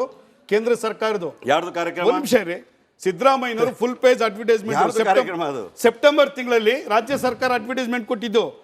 ನಾವು 13,000 ಕೋಟಿ ಉದ್ಯೋಗಗಳನ್ನು ಸೃಜನೆ ಮಾಡಿದ್ದೀವಿ ನರೇಗಾದಲ್ಲಿ ಅಂತ. ಯಾರು ದುಡ್ಡು? ಕೇಂದ್ರ ಸರ್ಕಾರದ ದುಡ್ಡು. ಈಗ ಹೇಳಿದ್ರಲ್ಲ, ನೀವು 60 ದಾನ 60 ಕೊಡ್ತಿಲ್ಲ 40 ಸರ್, ಕರ್ತವ್ಯ ಕೇಂದ್ರ ಸರ್ಕಾರದ್ದು. ಇನ್ನೂರು ಲಕ್ಷ ಕೊಟ್ಟರೆ ಕೇಂದ್ರ ಮೇಡಮ್, ಸರ್ಕಾರದ ನಾವು ಪ್ರಶ್ನೆ ಕೇಳಿಸ್ಕೊಳ್ಳಿ ಸರ್. ಸಿದ್ದರಾಮಯ್ಯನವರು ಅಡ್ವರ್ಟೈಸ್ಮೆಂಟ್ ಕೊಟ್ಟರು ಅಂದ ಮಾತ್ರಕ್ಕೆ ಕೇಂದ್ರ ಸರ್ಕಾರ ದಾನ ಮಾಡ್ತಿಲ್ಲ. ಕೇಂದ್ರ ಸರ್ಕಾರ ಜವಾಬ್ದಾರಿ. ಅವ್ರು ಕೇಳಿದ ಪ್ರಶ್ನೆ ವ್ಯಾಲಿಡ್ ಇದೆ. ರಾಜ್ಯ ಸರ್ಕಾರಗಳನ್ನ ಬರ್ಡನ್ ಮಾಡುವ, ರಾಜ್ಯ ಸರ್ಕಾರಗಳನ್ನ ದಿವಾಳಿ ಮಾಡುವ ಸ್ಕೀಮ್ ಇದು. ರಾಜ್ಯ ಸರ್ಕಾರಗಳಿಗೆ ಇನ್ನಷ್ಟು ಫಿನಾನ್ಷಿಯಲ್ ಹೊರೆ ಹೊರಿಸುವ ಪ್ರಯತ್ನ ಇದು ಅಂತ ಹೇಳಿ. ಮೇಡಮ್ 100 ದಿನ ಇದ್ದಿದ್ದು 125 ದಿನ ಮಾಡಿದೆ. 100 ಡೇಸ್ ಕೊಡ್ತಾ ಇತ್ತು ಕೇಂದ್ರ ಸರ್ಕಾರ. ಒಂದ್ ನಿಮಿಷ ಕೇಳಿಸ್ಕೊಡ್ರಿ. ಕೇಳಿಸ್ಕೊಳ್ಳಿ. 100 ದಿನ ಇರೋದು 125 ದಿನ ಮಾಡಿದೆ. ಕೇಂದ್ರ ಸರ್ಕಾರ ಎಷ್ಟು ದುಡ್ಡು ಕೊಡ್ತದೆ ಅದಕ್ಕೆ 30% ಜಾಸ್ತಿ ದುಡ್ಡು ಕೊಡ್ತಾ ಇದೆ. ಕೇಳಿಸ್ಕೊಳ್ರಿ, ನೀವು ಆ ಸ್ಕೀಮ್ ತೆಗೆದು ಓದಿ, ನೆಟ್ಗೆ ಹೋಗಿ. ಈಗ 2025 ವಿಕಸಿತ ಭಾರತ ಸ್ಕೀಮ್ ಏನೇನು ಬಂದಿದೆ ಅಂತ ದಯಮಾಡಿ ಓದಿ. ಅದರಲ್ಲಿ ದುಡ್ಡನ್ನ 125 ದಿನ ಮಾಡದಕ್ಕೆ ದುಡ್ಡು ಅಷ್ಟೇ ದುಡ್ಡು ಬರ್ತಾ ಇಲ್ಲ, ದುಡ್ಡು ಜಾಸ್ತಿ ಬರ್ತಾ ಇದೆ. ಇದ್ರಲ್ಲಿ ರಾಜ್ಯ ಸರ್ಕಾರದ ಪಾಲು ಇರಬೇಕು. ಏಕೆಂದ್ರೆ ಕೇಂದ್ರ ಸರ್ಕಾರದ ಯೋಜನೆ ಎಕ್ಸಿಕ್ಯೂಟ್ ಮಾಡೋದು ಯಾರು? ರಾಜ್ಯ ಸರ್ಕಾರ. ರಾಜ್ಯ ಸರ್ಕಾರಕ್ಕೂ ಜವಾಬ್ದಾರಿ ಬೇಕಲ್ವಾ ಮೇಡಮ್? ಇದ್ರಲ್ಲಿ ಬಹಳ ಇಂಪಾರ್ಟೆಂಟ್ ಇರ್ತಕ್ಕಂಥದ್ದು ಅಸೆಟ್ ಕ್ರಿಯೇಟ್ ಆಗುತ್ತೆ. ಒಬ್ಬ ರೈತನಿಗೆ, ಒಬ್ಬ ಕೂಲಿ ಕಾರ್ಮಿಕನಿಗೆ ಗ್ರಾಮೀಣ ಪ್ರದೇಶದ ಅಸೆಟ್ ಕ್ರಿಯೇಟ್ ಆಗುತ್ತೆ. ನಾನೊಬ್ಬ ಸಣ್ಣ ರೈತ ಕೂಲಿ ಕಾರ್ಮಿಕ, ನಾನು ಒಂದು ದನಿನ್ ಕೊಟ್ಟಿಗೆ ಕಟ್ಕೊಳ್ಳೋದಕ್ಕೆ 46,000 ರೂಪಾಯಿ ದುಡ್ಡು ಕೇಂದ್ರ ಸರ್ಕಾರ ಕೊಡುತ್ತೆ ನರೇಗಾ ಸ್ಕೀಮಲ್ಲಿ. ಒಂದು ದನಿನ್ ಕಟ್ಟಿಗೆ ಕೊಟ್ಕೊಳ್ಳೋದಕ್ಕೆ 46,000 ದುಡ್ಡು ಕೊಡುತ್ತೆ. ಒಂದ್ ನಿಮಿಷ ಹಲೋ ಕೇಳಿಸ್ಕೊಳ್ಳಿ, ನಿಮ್ಗೆ ವಿಷಯ ಗೊತ್ತಿಲ್ಲ, ಕೇಳಿಸ್ಕೊಳ್ಳಿ. ಇದಾದ್ಮೇಲೆ ಕೊಟ್ಟಿಗೆ ಕಟ್ಕೊಳ್ಳೋದಕ್ಕೆ, ಈರುಳ್ಳಿ ಶೆಡ್ ಕಟ್ಟೋದಿಕ್ಕೆ, ಚೆಕ್ ಡ್ಯಾಮ್ ಮಾಡೋದಿಕ್ಕೆ, ಇಂಗು ಗುಂಡಿ ಕಟ್ಟೋದಿಕ್ಕೆ, ಕೃಷಿ ಹೊಂಡ ಕಟ್ಟೋದಿಕ್ಕೆಲ್ಲ ಕೇಂದ್ರ ಸರ್ಕಾರ ದುಡ್ಡು ಬರುತ್ತೆ. ಇದರಲ್ಲಿ ಒಬ್ಬ ರೈತ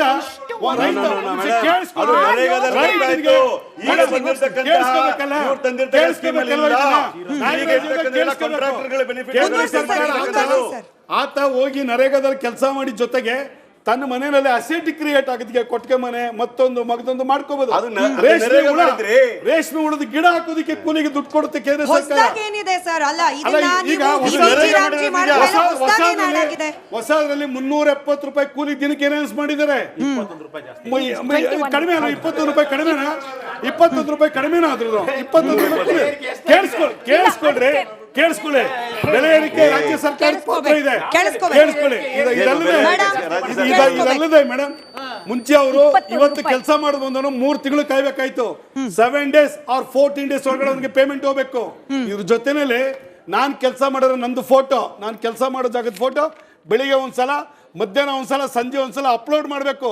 ಈಗ ಮುಂಚೆ ಅದಿರ್ಲಿಲ್ಲ.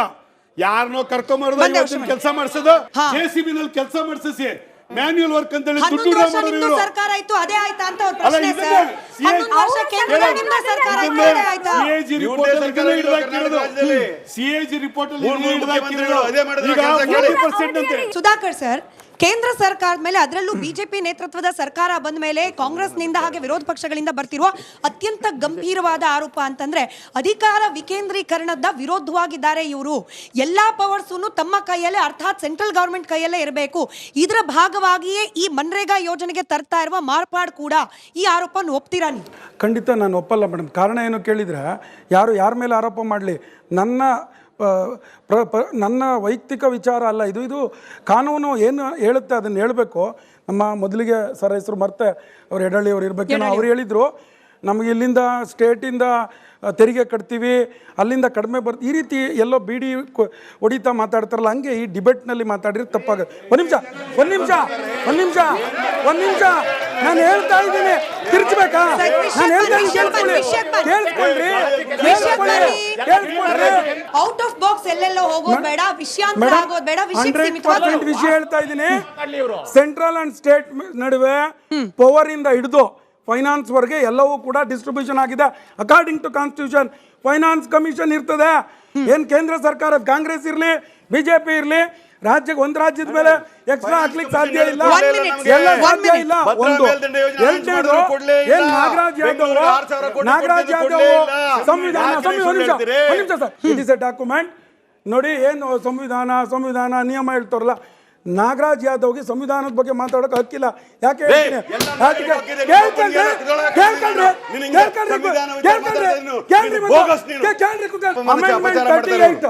ಅಮೆಂಡ್ಮೆಂಟ್ 39, ಅಮೆಂಡ್ಮೆಂಟ್ 40, ಅಮೆಂಡ್ಮೆಂಟ್ 42 ಕೇಳಿದ್ರಲ್ಲ. ಹೇಳ್ತಾ ಇದ್ದೀನಿ, ಏನು ಒಂದು ನೇಮ್ ನೇಮ್ ತುಂಡರಿಸಿದ್ಕೆ ಇಷ್ಟು ವಿವಾದ ಮಾಡೋದಾದ್ರೆ ಇಡೀ ಸಂವಿಧಾನವನ್ನು ತುಂಡರಿಸಿದಿರಿ, ಇಡೀ ಅಂಬೇಡ್ಕರ್ ಆಶಯವನ್ನು ತುಂಡರಿಸಿದಿರಿ, ಅಂಬೇಡ್ಕರ್ ಎಲ್ಲ ಚಿಂತನೆಗಳನ್ನು ತುಂಡರಿಸಿದಿರಿ. ಒಂದೇ amendment ಅಲ್ಲಿ ಬಾಬಾ ಸಾಹೇಬ್ ಸಂವಿಧಾನದಲ್ಲಿ ಅವಕಾಶ ಇದೆಯಾ, ಇನ್ನೊಂದಿದೆಯಾ, ಕೇಂದ್ರ ರಾಜ್ಯಗಳ ವಿಕೇಂದ್ರೀಕರಣ ಮಾಡೋ ಅಧಿಕಾರ ಕಿತ್ಕೊ ಇದೆಯಾ ಅಂತ ಕೇಳಬೇಕು.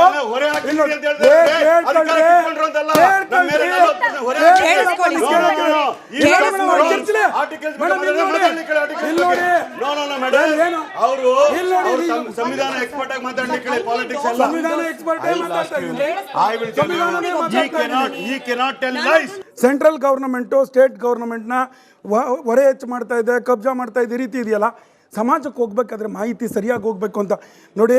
13/10/1949, 25/11/1949, 18/11/1949, 16/11/1949 ಇವೆಲ್ಲ these are all constituent assembly debate. Baba ಸಾಹೇಬರ ನೇತೃತ್ವದಲ್ಲಿ ಇಂಚಿಂಚು ಪೊಲೀಸ್ ಸ್ಟಾಪು ಕಾಮಾದ್ರ ಬಗ್ಗೆ ಡಿಬೇಟ್ ಆಗಿ ಅಪ್ರೂವ್ ಆಗಿರೋದು. Central government can able to impose ಮಾತ್ರ ಅಲ್ಲ, ಡೈರೆಕ್ಟ್ ಮಾಡ್ಬೋದು. ನೀವು ಕೇಳಿಸ್ಕೊಳ್ಳಿ, ಏನು ಮಾಡ್ಬೋದು ಕೇಂದ್ರ ಸರ್ಕಾರ ನೋಡಿ.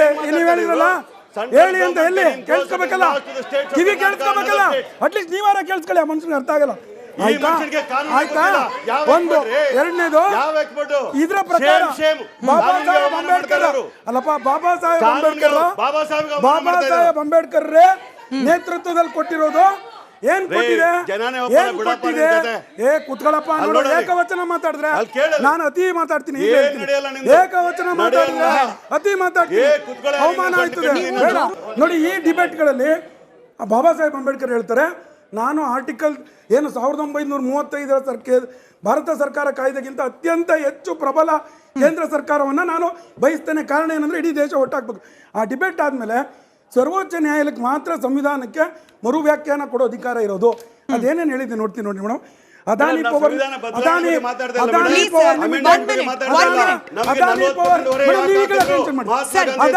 ಲಿಮಿಟೆಡ್ ವರ್ಸಸ್ ಗುಜರಾತ್ ಎಲೆಕ್ಟ್ರಿಕಲ್ ಪ್ರಕರಣ 2011, ಬೇರುಬಾರಿ ಪ್ರಕರಣ, board of traders versus Chennai containers ಪ್ರಕರಣ 2014, 2019 370 ವಿಧಿ ರದ್ದಿಯ ಪ್ರಕರಣಗಳಲ್ಲಿ ಸೆಂಟ್ರಲ್ ಗವರ್ನಮೆಂಟ್ನ ಪವರ್ ಅನ್ನ ಸುಪ್ರೀಂ ಕೋರ್ಟ್ ಎತ್ತಿಡಿದಿದೆ.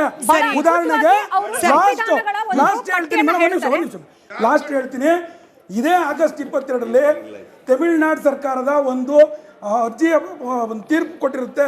ಏನಂತ ಕೊಟ್ಟಿರುತ್ತೆ, ಸುಪ್ರೀಂ ಕೋರ್ಟು ರಾಷ್ಟ್ರಪತಿ ಮತ್ತು ರಾಜ್ಯಪಾಲರು ನೀವು 3 ತಿಂಗಳ ಒಳಗೆ ನೀವು ಸ್ಟೇಟ್ ಗವರ್ನಮೆಂಟ್ ಕಳಿಸಿದ ಬಿಲ್ ಅಪ್ರೂವ್ ಮಾಡಬೇಕಂತ. ಅದೇ ನವೆಂಬರ್ 20ಕ್ಕೆ ಒಂದು ಮತ್ತೆ ಜಡ್ಜ್ಮೆಂಟ್ ಕೊಟ್ಟಿದೆ, ರಿವ್ಯೂ ಜಡ್ಜ್ಮೆಂಟು.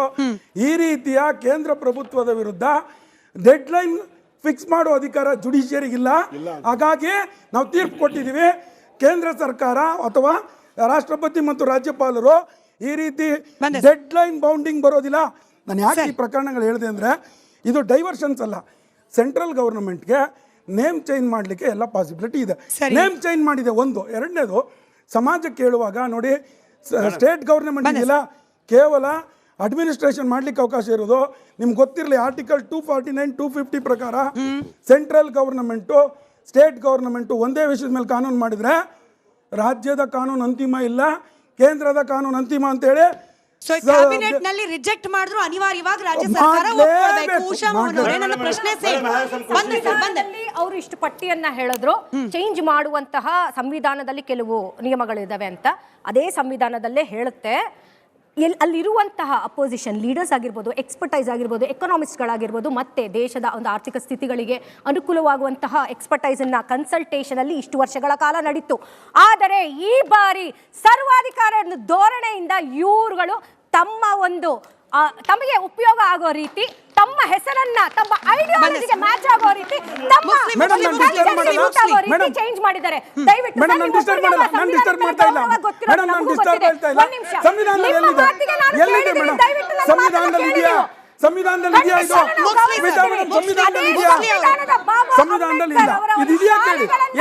ಶಾಲೆಗಳನ್ನ ಬದಲಾವಣೆ ಮಾಡ್ಬೇಕಾದ್ರೆ ಎಲ್ರೇ ಹೋಗಿದ್ರು ಇವರು ಮಾತಾಡಕ್ ಬರಲ್ವಾ? ಪೊರ್ಕೆ ಪಾರ್ಟಿಗೆ ಕೇಳಕ್ಕೆ ತಾಳ್ಮೆ ಇಲ್ಲ ಅಂತ ಮಾಡ್ತಾರೆ. ಇವರಿಗೆ ಬಾಬಾ ಸಾಹೇಬ್ ಅಂಬೇಡ್ಕರ್ ಅವರ ಒಂದು ಶಾಲೆಗಳನ್ನ ಹೆಸರನ್ನ ಬದಲಾಯಿಸಬೇಕಾದ್ರೆ ಆಗೆಲ್ಲಾಗಿತ್ತು ಇವ್ರ ಯೋಗ್ಯತೆಗೆ? ಆಗೇನ್ ಮಾಡ್ತಿದ್ರು ಇವರು? ನಾವು ಕೇಳೋದಿಷ್ಟೇ, ಮನರೇಗಾ ಯೋಜನೆ ಅಡಿಯಲ್ಲಿ ನೀವು ಹೆಸರನ್ನ ಬದಲಾಯಿಸಿದ್ರ, ಆದರೆ ನಿಜವಾದ ಫ್ಯಾಕ್ಟ್ ಹೆಸರನ್ನ ಬದಲಾಯಿಸಿದ ಜೊತೆಗೆ ಅಲ್ಲಿರುವಂತಹ ಸ್ಕೀಮ್ಗಳನ್ನ ನೀವು ಬದಲಾಯಿಸ್ತಾ ಇದ್ದೀರಾ. 100 ದಿನಗಳ ಕಾಲ ಒಂದು ಕೊಡುವಂತಹ ಗ್ಯಾರಂಟಿಯನ್ನ 125 ದಿನಗಳಿಗೆ ಹೆಚ್ಚು ಮಾಡಿದ್ವಿ, 21 ರೂಪಾಯಿ ಅಂತ ಹೇಳ್ತಾರೆ. ಆನ್ ಆನ್ ಆವರೇಜ್ ಇವತ್ತಿವರೆಗೂ ಆ ಯೋಜನೆ ಅಡಿಯಲ್ಲಿ 50ರಿಂದ 55 ದಿನಗಳು ಮಾತ್ರ ಅಲ್ಲಿ ಆ ಒಂದು ಜಾಬ್ ಕಾರ್ಡಿನ ಬೆನಿಫಿಷಿಯರ್ಸ್ ಹೋಗಿರೋದು. ಅದು ಒಂದೇ ಅಲ್ಲ, ಹೊರೆ ಯಾವ ರೀತಿ ಹೊರೆ ಆಗಿದೆ. 60% ಸೆಂಟ್ರಲ್ ಇಂದ ಬರುತ್ತೆ, 40% ನಾವು ಸ್ಟೇಟ್ಗಳಿಂದ ಕೊಡಬೇಕಾಗುತ್ತೆ. ಈ ಹಿಂದೆ ಕಂಪ್ಲೀಟ್ ಆಗಿ ಆ ಒಂದು ಯೋಜನೆಗೆ ಆಗುವಂತಹ ಹಣಕಾಸು ವ್ಯವಸ್ಥೆ, ಪೇಮೆಂಟ್ಗಳು, ಮತ್ತೆ ವೇಜಸ್, ಮತ್ತೆ ಮಿಷನರಿ ಕಾಸ್ಟ್ ಎಲ್ಲವೂ ಸಹ ಯೂನಿಯನ್ ಗವರ್ಮೆಂಟ್ ಕೊಡ್ತಿತ್ತು. ಈಗ ಇವರ ಯೋಗ್ಯತೆಗೆ ಇನ್ನು GST ಹಣವೇ ಬರಲಿಲ್ಲ ನಮ್ಮ ಕರ್ನಾಟಕಕ್ಕೆ. ಅದು ಒಂದೇ ವಿಚಾರನ ನಾನು ಹೇಳ್ತೀನಿ. 9,400 ಕೋಟಿ ಇವತ್ತು ಅನ್ಪೇಡ್ ವೇಜಸ್ ಇದೇ ಯೋಜನೆ ಅಡಿಯಲ್ಲಿ ಪೇಮೆಂಟ್ಗೋಸ್ಕರ ಪೆಂಡಿಂಗ್ ಇದೆ. ವೆಸ್ಟ್ ಬೆಂಗಾಲ್, ಈಗ ತಾನೆ ಅವ್ರು ಹಲವಾರು ರಾಜ್ಯಗಳ ಕೇಸಸ್ ಹೇಳಿದ್ರಲ್ಲ, ವೆಸ್ಟ್ ಬೆಂಗಾಲ್ ಅಲ್ಲಿ ಏನ್ ಹೇಳಿದೆ ಇದು ಕೋರ್ಟ್, ಸೆಂಟ್ರಲ್ ಗವರ್ಮೆಂಟ್ ದಯವಿಟ್ಟು ನೀವು ಬಿಡುಗಡೆ ಮಾಡಿ ಅಂತ ಹೇಳಿದೆ. ಇವ್ರು ಮಾಡಿದಾರಾ? ಇವ್ರು ಮಾಡಿದ್ರ ಇದೇ 3 ತಿಂಗಳ ಕಾಲ ಇನ್ನೂ ಸೆಂಟ್ರಲ್ ಇಂದ ವೆಸ್ಟ್ ಬೆಂಗಾಲಿಗೆ ಬಂದಿಲ್ಲ. ಅದ್ರ ಬಗ್ಗೆ ಮಾತಾಡೋದಿಲ್ಲ. ಅದೇ ಗುಜರಾತ್ ಸರ್ಕಾರದಲ್ಲಿ ಇವರ ಒಬ್ರು ನಾಯಕರೇ ಈ ಯೋಜನೆ ಅಡಿಯಲ್ಲಿ ಅರೆಸ್ಟ್ ಆಗಿದ್ದಾರೆ. ಅದ್ರ ಬಗ್ಗೆ ಮಾತಾಡಲ್ಲ. ಅಲ್ಲಿ ಭ್ರಷ್ಟಾಚಾರ ಆಗಿಲ್ವೇನು? ನಾವು ಹೇಳೋದಿಷ್ಟೇ, ಅದು ಒಂದೇ ವಿಚಾರ ಅಲ್ಲ. ಇಷ್ಟು ದಿನಗಳ ಕಾಲ ಒಂದು ಜಾಬ್ ಕಾರ್ಡ್ ಇರುವಂತಹ ಒಂದು ವ್ಯಕ್ತಿಗಳಿಗೆ ಅಲ್ಲಿ ಗ್ರಾಮೀಣ ಭಾಗಗಳಲ್ಲಿ ಪಂಚಾಯತಿ ಅಡಿಯಲ್ಲಿ ಅವರೇ ನಿರ್ಧಾರ ಮಾಡಬಹುದಾಗಿತ್ತು ಕೆಲಸಗಳನ್ನ ಮತ್ತೆ ಫಂಡ್ಗಳನ್ನ ಎಲ್ಲವನ್ನು. ಅದನ್ನ ಇವರು ಕಿತ್ಕೊಂಡು ಈಗ ಸೆಂಟ್ರಲೈಸೇಷನ್ ಯೂನಿಯನ್ ಮಾಡ್ಕೊಂಡಿದ್ದಾರೆ. ಒಂದ್ ನಿಮಿಷ ಓದಿರೋದಕ್ಕೆ ಸರ್ ಇಲ್ಲಿ ಬಂದಿರೋದು ನಾವೇನ್ ಮಾಹಿತಿಯಲ್ಲ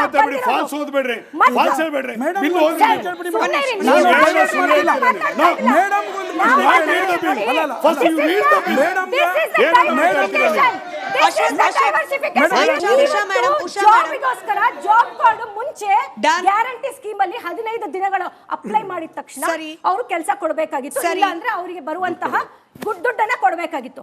ಇವಾಗ ಏನಾಗಿದೆ ಗೊತ್ತಾ, ಸೆಂಟ್ರಲ್ ಅವರು ನೋಟಿಫಿಕೇಶನ್ ಆಗೋ ತನಕ ನಾವು ವೆಯ್ಟ್ ಮಾಡಬೇಕಾಗಿದೆ. ಅದೇ ಪ್ರಶ್ನೆ ಅಶ್ವಥ್ ನಾರಾಯಣ ಅವರು ಕೇಳಿದ್ವಿ. ಅದೇ ಪ್ರಶ್ನೆ ಅಶ್ವಥ್ ನಾರಾಯಣ ಅವರು ಕೇಳ್ತೀನಿ. ಅದಾದ್ಮೇಲೆ ಯಾದವ್ ಸರ್ ಕೌಂಟರ್ ಮಾಡ್ಲಿ. ಟೇಕನ್ ಅಶ್ವಥ್ ನಾರಾಯಣ ಸರ್ ನಿಮಗೆ ಪ್ರಶ್ನೆ, ಅದಾದ್ಮೇಲೆ ಯಾದವ್ ಅವರು ಹೇಳಿ. ಮಾದನಾಯಕನಹಳ್ಳಿಯಲ್ಲಿ ಆಯ್ತು madam, okay madam, okay taken. ಮಾದನಾಯಕನಹಳ್ಳಿಯಲ್ಲಿ ಚರಂಡಿ ಆಗಬೇಕು, ಇಲ್ಲ ಅಂತಂದ್ರೆ ನೀರಿನ ಕೊಳಾಯಿ ರಿಪೇರಿ ಆಗಬೇಕು ಅಂತ ಹೇಳಿ ಡೆಲ್ಲಿಯಲ್ಲಿ ಕೂತಿರೋ ನರೇಂದ್ರ ಮೋದಿ ಅವರಿಗೆ ಹೆಂಗ್ ಗೊತ್ತಾಗುತ್ತೆ? ಡಿಸೈಡ್ ಮಾಡಬೇಕಾಗಿರೋದು ಗ್ರಾಮ ಪಂಚಾಯತಿ ಅವರು. ಅವ್ರ ಕೈಲಿದ್ದ ಪವರ್ ಅನ್ನ ಕೇಂದ್ರ ಸರ್ಕಾರ ಕಿತ್ಕೊಂಡಿದೆ ಅನ್ನೋ ಆರೋಪ. ದಯಮಾಡಿ ಆ ಬಿಲ್ಲು ಈ 2025 ತಂದಿರತಕ್ಕಂಥ ವಿಕಸಿತ ಭಾರತ ಯೋಜನೆ ಸ್ಕೀಮ್ ಏನಿದೆ 30 ಪೇಜ್ ಇದೆ. ದಯಮಾಡಿ ಅದ್ರಲ್ಲಿ ಓದಿ. ಎಲ್ಲೂ ಸಹ ಕೇಂದ್ರ ಸರ್ಕಾರವೇ ತೀರ್ಮಾನ ಮಾಡಬೇಕು ಅನ್ನೋಂಥದ್ದಿಲ್ಲ. ಸ್ಥಳೀಯ ಗ್ರಾಮ ಪಂಚಾಯಿತಿ ಸಭೆಯಲ್ಲಿ ಆ ಗ್ರಾಮದಲ್ಲಿ ಆ ಪಂಚಾಯತಿ ಏನು ತೀರ್ಮಾನ ಮಾಡಬೇಕು ಅನ್ನೋಂಥಕ್ಕಂಥದ್ದು ಮುಂಚೆ MLA ತೀರ್ಮಾನ ಮಾಡ್ತಾ ಇದ್ರು ಮೇಡಮ್. ಈಗ ಗ್ರಾಮ ಪಂಚಾಯತಿಗೆ ರೈಟ್ಸ್ ಕೊಟ್ಟಿದ್ದಾರೆ, MLA ತೀರ್ಮಾನ ಮಾಡ್ತಾ ಇದ್ರು. ಒಂದು ನಿಮಿಷ ಕೇಳಿಸ್ಕೊಳ್ಳಿ ಸರ್, ದಯಮಾಡಿ ಕೇಳಿಸ್ಕೊಳ್ಳಿ ಸರ್, ದಯಮಾಡಿ ನಿಮ್ಮ ಮೊಬೈಲ್ ಅಲ್ಲಿ ನೆಟ್ ಅಲ್ಲಿ ನೀವು ಆ ಬಿಲ್ ತೆಗೆದು ಕೇಳಿಸ್ಕೊಳ್ರಿ ಮೇಡಮ್, ಕೇಳಿಸ್ಕೊಳ್ಳೋಷ್ಟು ತಾಳ್ಮೆ ಇಲ್ಲ.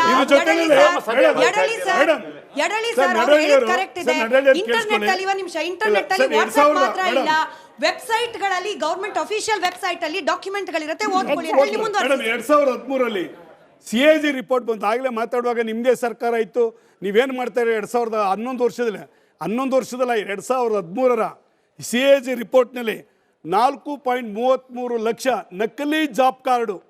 ಏನು ಮೇಡಮ್ ಕಡಿಮೆನಾ? 4.5 ಲಕ್ಷ ಫೇಕ್ ಜಾಬ್ ಕಾರ್ಡ್ಗಳನ್ನ ಇಟ್ಕೊಂಡು ದುಡ್ಡು ಡ್ರಾ ಮಾಡ್ತಾರೆ ಅಂತ ಕೇಳಿದ್ರು. CAG ಕೊಟ್ಟಿರೋ ರಿಪೋರ್ಟು, ನೀವು ಅದನ್ನು ಮಾಡಿಫಿಕೇಶನ್ ಮಾಡಬೇಕೋ ಬೇಡವಾ? ಮಾಡಬೇಕು. ಇವತ್ತೇನಾಯ್ತು, ಈ ಥರ ದುಡ್ಡು ಹೊಡೆಯೋ ಸ್ಕೀಮ್ ಎಲ್ಲ ತಪ್ಪೋಗಿದೆ. ಇದು ಇವ್ರಿಗೆ ತಡ್ಕೊಳ್ಳಿಕ್ಕೆ ಆಗ್ತಾ ಇಲ್ಲ.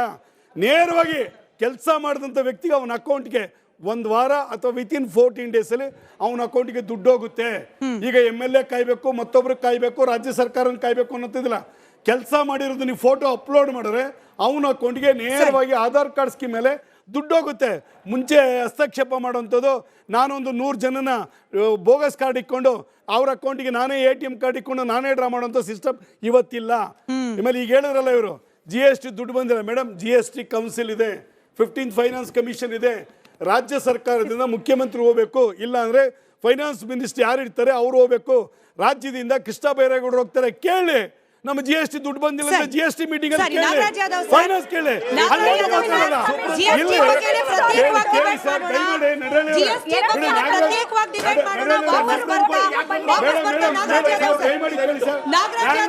ನಮಗೂ ರಾಜಕಾರಣ ಇದೆ, ನಿಮಗೂ ರಾಜಕಾರಣ ಇಲ್ಲ. ಕೇಳಿ ಸರ್, ಸುಪ್ರೀಂ ಕೋರ್ಟ್ ಕೇಳಿ ಸರ್, ನಂಗೂ ನಾಗರಾಜ್ ಯಾದವ್ ರಾಜಕಾರಣ ಇದೆ, ನಿಮಗೂ ರಾಜಕಾರಣ ಇಲ್ಲ. ಸುಪ್ರೀಂ ಕೋರ್ಟ್ ಹೋಗಿತ್ತು, ಸುಪ್ರೀಂ ಕೋರ್ಟ್ ಹೋಗಿದ್ದು GST ದುಡ್ಡುಗಲ್ಲ ಸರ್, ಬರ ಪರಿಹಾರ ದುಡ್ಡಿಗೆ. ಸರಿ, ನಾಗರಾಜ್ ಯಾದವ್ ಸರ್ ಬರ ಪರಿಹಾರ ದುಡ್ಡು ಹೋಗಿ ಆಯ್ತು. ಬಿಜೆಪಿಯ ರಾಜ್ಯ ಬಿಜೆಪಿಯ ಹಣ ಸಾಕು. ರಾಜ್ಯ ಬಿಜೆಪಿ ಅಫಿಷಿಯಲ್ ಟ್ವಿಟರ್ ಐಡಿಯಲ್ಲಿ ಒಂದು ಕಾರ್ಟೂನ್ ಮಾಡಿ ಹಾಕಿದ್ದಾರೆ. ಸಿದ್ದರಾಮಯ್ಯನವರು ಹಾಗೆ DK ಶಿವಕುಮಾರ್ ಅವರು ಮಾತನಾಡ್ಕೊಳ್ತಾ ಇರೋ ರೀತಿಯಲ್ಲಿ, ಈ ಅಬ್ಜೆಕ್ಷನ್ ಗಾಂಧಿ ಹೆಸರಿಗಲ್ಲಪ್ಪ, ನಮಗೆ ಬರ್ತಾ ಇದ್ದ ಲೂಟಿ ಹಣ ನಿಂತೋಗ್ಬಿಡುತ್ತೆ, ಹಾಗಾಗಿ ನಾವು ಇದಕ್ಕೆ ಒಬ್ಜೆಕ್ಟ್ ಮಾಡೋಣ ಅನ್ನೋ ರೀತಿಯಲ್ಲಿ ಇದು ವ್ಯಂಗ್ಯವಾಗಿರ್ಬೋದಾದ್ರೂ ಕೂಡ ಅಶ್ವಥ್ ನಾರಾಯಣ್ ಸರ್ ಮಾಡ್ತಿರೋ ಆರೋಪನೂ ಅದೇ. ಲೂಟಿ ಹೊಡಿಲಿಕ್ಕಿದ್ದ ಅವಕಾಶವನ್ನು ತಪ್ಪಿಸುವ ಸುಧಾರಣೆ ಕೇಂದ್ರ ಸರ್ಕಾರ ತರ್ತಿದೆ, ಹಾಗಾಗಿ ಕಾಂಗ್ರೆಸ್ ಪಕ್ಷಕ್ಕೆ ಈ ಸುಧಾರಣೆ ಇಷ್ಟ ಇಲ್ಲ ಅಂತ ಹೇಳಿ ನಾನು ನಿಮಗೆ ಅತ್ಯಂತ ಗೌರವ ಅಂತ ಹೇಳ್ತೀನಿ. ಭ್ರಷ್ಟಾಚಾರನ ತೆಗಿಲಿಕ್ಕೆ ಏನೇ ಕ್ರಮಗಳು ನಾವು ಸ್ವಾಗತ ಮಾಡ್ತೇವೆ. ಆದರೆ ವಿಚಾರ ಬಂದಿರೋದಕ್ಕೂ ನನ್ನ ರಾಜ್ಯ ಸರ್ಕಾರಕ್ಕೆ ಹೊರೆ ಆಗ್ತಕ್ಕಂಥ ಕಾರ್ಯಕ್ರಮವನ್ನು ನಾನು ಒಪ್ಪಲಿಕ್ಕೆ ಸಾಧ್ಯ ಇಲ್ಲ. ಎರಡನೇದು, ಮಾನ್ಯ ಕಾನ್ಸ್ಟಿಟ್ಯೂಷನಲ್ ಎಕ್ಸ್ಪರ್ಟ್ ಅಂತ ಹೇಳಿದವರು ಮಾತಾಡ್ತಾ ಇದ್ರು, ಕೇಂದ್ರ ಸರ್ಕಾರಕ್ಕೆ ಸಂಪೂರ್ಣ ಅಧಿಕಾರ ಇದೆ, ಯಾವ ಕಾನೂನು ಬೇಕಾ ತರ್ಬೋದು ಅಂತ. ಯಾವ ಕಾನೂನು? ಬರೀ ಬಾಯಿ ಬಿಟ್ರೆ ಸುಳ್ಳಲ್ರಿ ನೀವು. ಯಾವ ಕಾನೂನು ಬಾಯಿ ಬಿಟ್ರೆ ಸುಳ್ಳು. ನೀವು ಹೇಳಿದ್ನ ನಾನು ಹೇಳಿದ್ನ. ಕೇಂದ್ರ ಸರ್ಕಾರಕ್ಕೆ ಎಷ್ಟೊಂದು ಅಧಿಕಾರ ಇದೆ ಅಂದ್ರೆ, it is supreme, it can dictate terms to state ಅಂತ ತಿಳ್ಕೊಂಡಿರ್ತಾರೆ. ಅವರು ಒಕ್ಕೂಟ ವ್ಯವಸ್ಥೆ ಅನ್ನೋದೇ ಮರ್ತೋಗಿರ್ತಕ್ಕಂಥದ್ದು. ಅವರೇ ಓದ್ಬಿಡ್ಲಿ. ಡಾಕ್ಟರ್ BR ಅಂಬೇಡ್ಕರ್ ನೇತೃತ್ವ ಕೊಟ್ಟ ಸಂವಿಧಾನ ಒಕ್ಕೂಟ ವ್ಯವಸ್ಥೆನ ಸಂಪೂರ್ಣವಾಗಿ ದೇಶಕ್ಕೆ ಕೊಟ್ಟಿರ್ತಕ್ಕಂಥದ್ದು.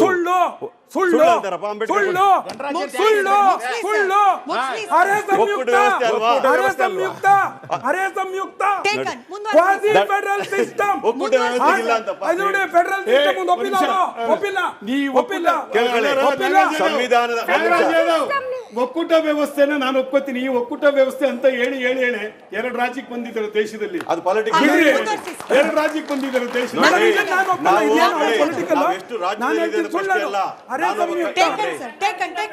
ನೋಡಿ, ಎಷ್ಟು ರಾಜ್ಯದಲ್ಲಿ ಪ್ರಶ್ನೆ ಅಲ್ಲ. ಇದು ಸಂವಿಧಾನಬದ್ಧವಾಗಿದೆಯೋ, ಇದು ನಾಗರಿಕರ ಪರವಾಗಿದೆಯೋ, ಇದು ಗ್ರಾಮೀಣ ಅಭಿವೃದ್ಧಿ ಪರವಾಗಿದೆಯೋ ಅಂತಕ್ಕಂಥ ಆಲೋಚನೆ ಮಾಡತಕ್ಕಂಥ ಡಿಬೇಟ್ ಆಗಿದೆ. ನಾನು ಹೇಳ್ತಕ್ಕಂಥ, ನಾನು ಒಕ್ಕೂಟ ವ್ಯವಸ್ಥೆ ನಂಬಿಕೆ ಇಟ್ಕೊಂಡಿರೋನು, ಡಾಕ್ಟರ್ BR ಅಂಬೇಡ್ಕರ್ ನಂಬಿಕೆ ಇಟ್ಕೊಂಡಿರೋನು. Article 245 and 246 gives empowerment for the government of India to union list ಬೇರೆ ಇರ್ತದೆ, ಸ್ಟೇಟ್ ಲಿಸ್ಟ್ ಬೇರೆ ಇರ್ತದೆ, ಕನ್ಕರೆಂಟ್ ಲಿಸ್ಟ್ ಬೇರೆ ಇರ್ತದೆ.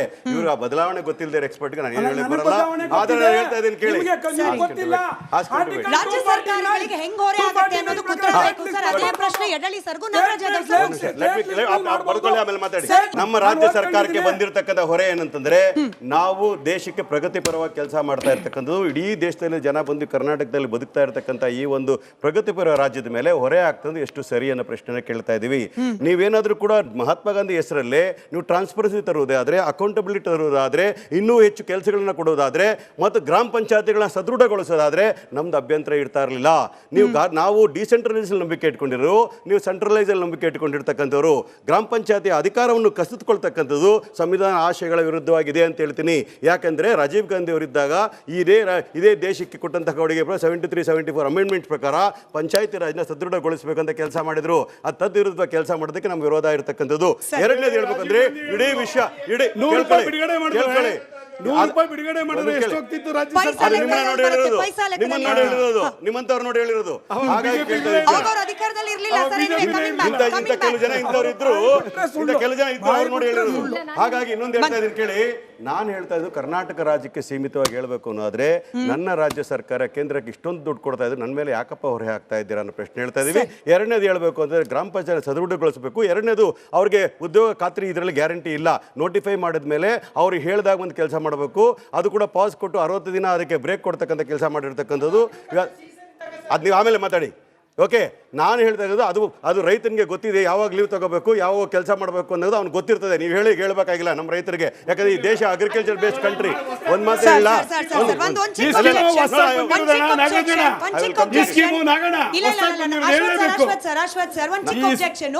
ರೈತರು ನಮಗೆ ಕೂಲಿ ಕಾರ್ಮಿಕರು ಸಿಗ್ತಿಲ್ಲ ಅಂತ ಹೇಳಿ ಅಳಲನ್ನ ತೋಡ್ಕೊಂಡು ನಿಜಾನ ಸುಳ್ಳ ಸರ್? ನೋಡಿ, ನೀವು ಹೇಳಿ ಅದನ್ನ. Every time that is not the scenario in the entire country. Some places may be there. ನಾನು ಹೇಳಿದ್ಗಳೇ ನೋಡಿ, ಇಂಥ ನ್ಯೂನತೆಗಳಿಗೆ ತರತಕ್ಕಂಥದಕ್ಕೆ ನೀವು ಅಮೆಂಡ್ಮೆಂಟ್ ಅಂತಂದ್ರೆ ಆ ಒಂದು ಸ್ಕೀಮ್ಗೆ ಅಮೆಂಡ್ಮೆಂಟ್ ತಂದ್ರೆ ಒಪ್ಕೊಳ್ತಾ ಇದೆ. ಸ್ಕೀಮ್ನೇ ಬದಲಾವಣೆ ಮಾಡ್ಬಿಟ್ರೆ ನೀವು, ಅದರ ಉದ್ದೇಶನೇ ಬದಲಾವಣೆ ಮಾಡ್ಬಿಟ್ರೆ, ಸಂವಿಧಾನ ಆಶಯಗಳ ವಿರುದ್ಧವಾಗಿ ಮಾಡ್ಬಿಟ್ರೆ, ಇನ್ನೊಂದು ಹೇಳ್ತೀನಿ, ಅದರಲ್ಲಿ ಉದ್ಯೋಗ ಗ್ಯಾರಂಟಿ ಮಾಡಿರ್ತಕ್ಕಂಥ ಸೆಂಟ್ರಲ್ ನೋಟಿಫಿಕೇಶನ್ ಆದ್ಮೇಲೆ ಅವನು ಕರೆದಾಗ ಕೆಲಸ ಮಾಡಬೇಕು, ಇಲ್ಲ ಮನೇಲಿ ಕುತ್ಕೋಬೇಕು. ಯಾವ ನ್ಯಾಯ ರೀ ಇದು? ಇವತ್ತು ಹೇಳ್ತೀನಿ ಕೇಳಿ, ವಲಸೆ ಹೋಗ್ದ ಈ ನರೇಗಾ ಪ್ರೋಗ್ರಾಮ್ ವಲಸೆ ಹೋಗಿರೋನ್ನ ನಿಲ್ಸಿರ್ತಕ್ಕಂಥದ್ದು ನರೇಗಾ ಪ್ರೋಗ್ರಾಮ್ ಆಗಿತ್ತು. ಇದರಿಂದ ವಲಸೆ ಜಾಸ್ತಿ ಮಾಡ್ತಾರೆ ಇನ್ನು ಮೆಟ್ರೋ ಸಿಟಿಗಳಿಗೆ. ಏನ್ ಮಾಡ್ಬೇಕು ಇವರಿಗೆ? ಏನ್ ಮಾಡ್ಬೇಕು ಹೇಳಿ? ಉದ್ಯೋಗಗಳು ನಷ್ಟ ಆಗ್ತವೆ. ಅವತ್ತು ಕೋವಿಡ್ ಸಂದರ್ಭದಲ್ಲಿ ನರೇಗಾ ಪ್ರೋಗ್ರಾಮ್ ಇದ್ದಕ್ಕೆ ಜನ ITBT ಅವರು ಹಳ್ಳಿಗಳಿಗೆ ಹೋಗಿ ಅಲ್ಲಿ ಗ್ರಾಮಾಂತರದಲ್ಲಿ ಕೆಲಸ ಮಾಡ್ತಾರಲ್ಲ, ಬದುಕು ಕಟ್ಕೊಂಡ್ರಲ್ರಿ. ಸರ್, ಇದಕ್ಕೆ ನೀವು ಉತ್ತರ ಕೊಡಿ, ಯಡಳ್ಳಿ ಸರ್ ಉತ್ತರ ಕೊಡ್ಲಿ. ಮನ್ರೇಗಾ ಯೋಜನೆ ಇದ್ದಾಗ ವಲಸೆ ಆಗ್ತಿರ್ಲಿಲ್ಲ ಅನ್ನೋದು ಸತ್ಯ ಆಗ್ಬಿಟ್ಟಿದ್ರೆ ಸರ್, ಬೆಂಗಳೂರಿನಲ್ಲಿ ಇವತ್ತು ಸಂಖ್ಯೆ ಎಷ್ಟಿದೆ ನಿಮಗೂ ಗೊತ್ತು ಸರ್. ಪಾಪ್ಯುಲೇಷನ್ ಈ ಸ್ಕೀಮ್ ಏನು ಜಾಸ್ತಿ ಆಗಿದೆ ಅಥವಾ ಕಡಿಮೆ ಆಗಿದೆ ಅನ್ನೋದಕ್ಕಿಂತಲೂ ಈ ಸ್ಕೀಮು ಇವತ್ತು 100 ದಿನ ಇದ್ದಿದ್ದು 125 ದಿನ ಮಾಡಿದ್ಮೇಲೆ ಇದ್ರ ಜೊತೆನಲ್ಲಿ ನೋಡಿ, ಮುಂಚೆ ಬರ್ತಾ ಇದ್ದಿದ್ದು 86,000 ಕೋಟಿ, ಈಗ 2.9 ಕೇಳಿಸ್ಕೊಡ್ರಿ, 2.95 ಲಕ್ಷ ಕೋಟಿ ಗಾತ್ರ ಹೆಚ್ಚಾಗಿದೆ, ಅದಕ್ಕೆ ಸಂಖ್ಯೆ ದೊಡ್ಡದಾಗಿದೆ. ಎಷ್ಟು 3 ಪಟ್ಟು ಜಾಸ್ತಿ ಮಾಡಿದೆ.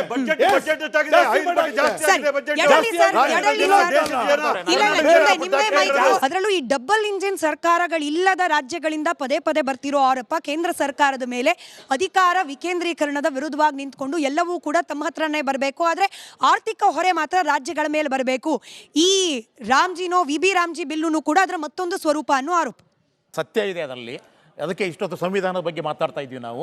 ಸಂವಿಧಾನವನ್ನು ನೋಡುವವರು ಸಹಿತ ಒಂದೊಂದು ಕನ್ನಡಕ್ಕೆ ಹಾಕ್ಕೊಂಡಿರ್ತಾರೆ, ಕೆಲವೊಂದು ಕೇಸರಿ ಕನ್ನಡಕ, ಕೆಲವೊಂದು ಹಳದಿ ಕನ್ನಡಕ ಹಾಕ್ಕೊಂಡಿರ್ತಾರೆ. ಅವರು ಓದ್ಕೊಂಡ್ ಬರಬೇಕು ಅಂತ ಯಾವ ಕನ್ನಡಕ್ಕೆ ಹಾಕೊಂಡು ಓದ್ಕೊಂಡ್ ಬಂದಿದ್ದೀವಿ ಅನ್ನೋದು ಅದು ಡಿಪೆಂಡ್ ಆಗಿದೆ. ನಾನು ಹೇಳ್ತಾ ಇದ್ದೀನಿ ಕೇಳ್ಕೊಳ್ಳಿ, ನಮ್ಗೆ ಗೊತ್ತು ನೀವು ಕನ್ನಡಕ್ಕೆ ಏನು ಅಂತ ಗೊತ್ತಾಯ್ತು. ಈಗ ಯಾವುದು ಸಂವಿಧಾನವನ್ನ ಪ್ರತಿಪಾದಿಸತಕ್ಕಂಥವ್ರ ಬಗ್ಗೆ ಹೇಳ್ತಾ ಇರೋದು, ಸಂವಿಧಾನದಲ್ಲಿ ಯಾವುದೇ ಸಂವಿಧಾನಾತ್ಮಕವಾಗಿ ಹೇಳ್ತಾ ಇರೋದು, ಯಾವುದೇ ಒಂದು ಕಾನೂನು ಆಗಬೇಕಾದ್ರೆ ಸಂಸತ್ತಿನಲ್ಲಿ ಚರ್ಚೆ ಆಗಬೇಕು, ಅದಕ್ಕೆ ಅವಕಾಶ ಕೊಡಬೇಕು. ಪ್ರಜಾಪ್ರಭುತ್ವ 18ನೇ ನವೆಂಬರ್ 2025 ಲೋಕಸಭೆಯಲ್ಲಿ ಮಂಡನೆ ಆಗುತ್ತೆ ಜಿರಾಮ್ಜಿ. 19ನೇ ತಾರೀಕು ನವೆಂಬರ್ 25 ರಾಜ್ಯಸಭೆಯಲ್ಲಿ ಆಗುತ್ತೆ. ಶರವೇಗದಲ್ಲಿ ಆಗ್ತವೆ ಎಲ್ಲವೂ ಸಹಿತ. 20ನೇ ತಾರೀಕು ರಾಷ್ಟ್ರಪತಿ ಅವರಿಂದ ಸೈನು ಮಾಡಿಸಲಾಗುತ್ತೆ. ಯಾಕೆ ಇಷ್ಟೊಂದು ಫಾಸ್ಟ್ ಆಗಿ ತರಬೇಕಾಯ್ತು ಈ ಚರ್ಚೆ ಇಲ್ಲದೆ ಅನ್ನೋದು ಪ್ರಶ್ನೆ. ಅದಕ್ಕೂ ಒಂದು ಕಾರಣ ಇದೆ. ಯಾಕೆ ಕಾರಣ ಅಂತಂದ್ರೆ, ಮೊದಲನೇದಾಗಿ 2021 ಪಶ್ಚಿಮ ಬಂಗಾಳಕ್ಕೆ ಮನ್ರೇಗಾ ಯೋಜನೆ ಹಣಕಾಸು ಬಿಡುಗಡೆಯನ್ನು ಸ್ಥಗಿತಗೊಳಿಸಲಾಗಿತ್ತು. ಅಲ್ಲಿ ಅಕ್ರಮ ನಡೆದಿದೆ ಎನ್ನೋ ಆರೋಪ ಇತ್ತು. ಪಶ್ಚಿಮ ಬಂಗಾಳದ ಸರ್ಕಾರ ನ್ಯಾಯಾಲಯಕ್ಕೆ ಹೋಯಿತು. ಅದು ಕಲ್ಕತ್ತಾ ಉಚ್ಚ ನ್ಯಾಯಾಲಯದಲ್ಲಿ ರಾಜ್ಯ ಸರ್ಕಾರ ಪರವಾಗಿ ಬಂತು. ಅವರು ಮತ್ತೆ ಏನಾಯ್ತು, ಸುಪ್ರೀಂ ಕೋರ್ಟ್ಗೆ ಹೋಯ್ತು. ಸುಪ್ರೀಂ ಕೋರ್ಟ್ ಅಲ್ಲಿ ಆದೇಶ ನೀಡಿತು. ಏನು ಅಂತಂದ್ರೆ, ಮೊದಲು ಬಾಕಿ ಹಣ ಪಾವತಿ ಮಾಡಿ ಆ ಯೋಜನೆಯನ್ನ ಪುನರಾರಂಭಿಸಬೇಕು ಅಂತ ಹೇಳ್ತೀನಿ ಕೇಳಿ. ಈ ನಿರ್ದೇಶನ ನೀಡಿದ ಕೆಲವೇ ವಾರಗಳಲ್ಲಿ, ಬಹಳ ತರಾತುರಿಯಲ್ಲಿ 18 ನವೆಂಬರ್ 2025 ಈ ಚರ್ಚೆ ಇಲ್ಲದೆ ಈ ಬದಲಾವಣೆಯನ್ನು ತರಲಾಯಿತು, ಹೊಸ ಕಾಯ್ದೆಯನ್ನು ಮಾಡಲಾಯಿತು. ಇದು ಅಗತ್ಯ ಇರಲಿಲ್ಲ, ಚರ್ಚೆಗಳು ಆಗಬೇಕಾಗಿತ್ತು. ಸಂವಿಧಾನಾತ್ಮಕವಾಗಿ ಇದು ಮಾಡಿದಂತ ಮೊದಲನೆಯ ಅಪರಾಧ. ಸೊ ಆದ್ದರಿಂದ ಸರ್ಕಾರ ಯಾರ್ದಿದೆ ಅನ್ನೋದು ನಮಗೆ ಮುಖ್ಯ ಅಲ್ಲ, ಯಾರಿಗೆ ಅನ್ಯಾಯ ಆಗಿದೆ ಅನ್ನೋದು ಮುಖ್ಯ. ಆಮೇಲೆ ಈಗ ಬಂದಿರತಕ್ಕಂತ ರಾಮ್ಜಿ ಯೋಜನೆ ಮತ್ತು ಹಿಂದಿರ್ತಕ್ಕಂಥ ಮನ್ರೇಗಾ ಯೋಜನೆ ಯಾವ ರೀತಿಯಾದ ಸಂಬಂಧಗಳಿದಾವೆ ಹೇಳ್ಬಿಡಿ ನಮಗೆ. ಯಾವ ರೀತಿಯಾದಂಥ ಅಲ್ಲಿ ಯಾವ ಇವುಗಳನ್ನು ಸಹಿತ ಅಂಶಗಳನ್ನು ಪರಿಗಣಿಸಿಲ್ಲ. ಇಲ್ಲಿರ್ತಕ್ಕಂಥ ಎಲ್ಲ ಅಂಶಗಳನ್ನು ಬದಲಾಯಿಸಲಾಗಿದೆ. ಸೊ ಇಂಥ ಸಂದರ್ಭದಲ್ಲಿ ಮೊದಲನೇದಾಗಿ ಕೂಲಿ ಕಾರ್ಮಿಕರ ಹಕ್ಕನ್ನು ಕಿತ್ಕೊಳ್ಳೋದಾಗಿದೆಯಲ್ಲ, ಅದು ಯಾರಾದರೂ ಇರಲಿ, ನಮ್ಗೆ ಯಾವ ಸರ್ಕಾರ ಅನ್ನೋದನ್ನು ಮುಖ್ಯ ಅಲ್ಲ. ನಮ್ಮ ರಾಜ್ಯದ ಹಕ್ಕುಗಳನ್ನ ಕಿತ್ಕೊಂಡಿದೆ, ರಾಜ್ಯದ ಮೇಲೆ ಭಾರ ಮಾಡಲಾಗಿದೆ. ಯಾಕಂದ್ರೆ ಈ ಮೊದಲನೇದಾಗಿ ನಮ್ಮ ಸ್ನೇಹಿತರಾಗಿರ್ತಕ್ಕಂಥವ್ರು ಕನ್ನಡಿಗರು. ಕರ್ನಾಟಕ ರಾಜ್ಯ ನಮ್ಮದು, ಪಕ್ಷ ಆಮೇಲೆ. ಇದು ಕರ್ನಾಟಕ ರಾಜ್ಯ ಆದದ್ರಿಂದ ನನ್ನ ರಾಜ್ಯಕ್ಕೆ ಯಾವುದೇ ಕಾರಣಕ್ಕೂ ಅನ್ಯಾಯ ಆಗೋದನ್ನು ನಾವು ಯಾರೂ ಬಿಡಬಾರ್ದು.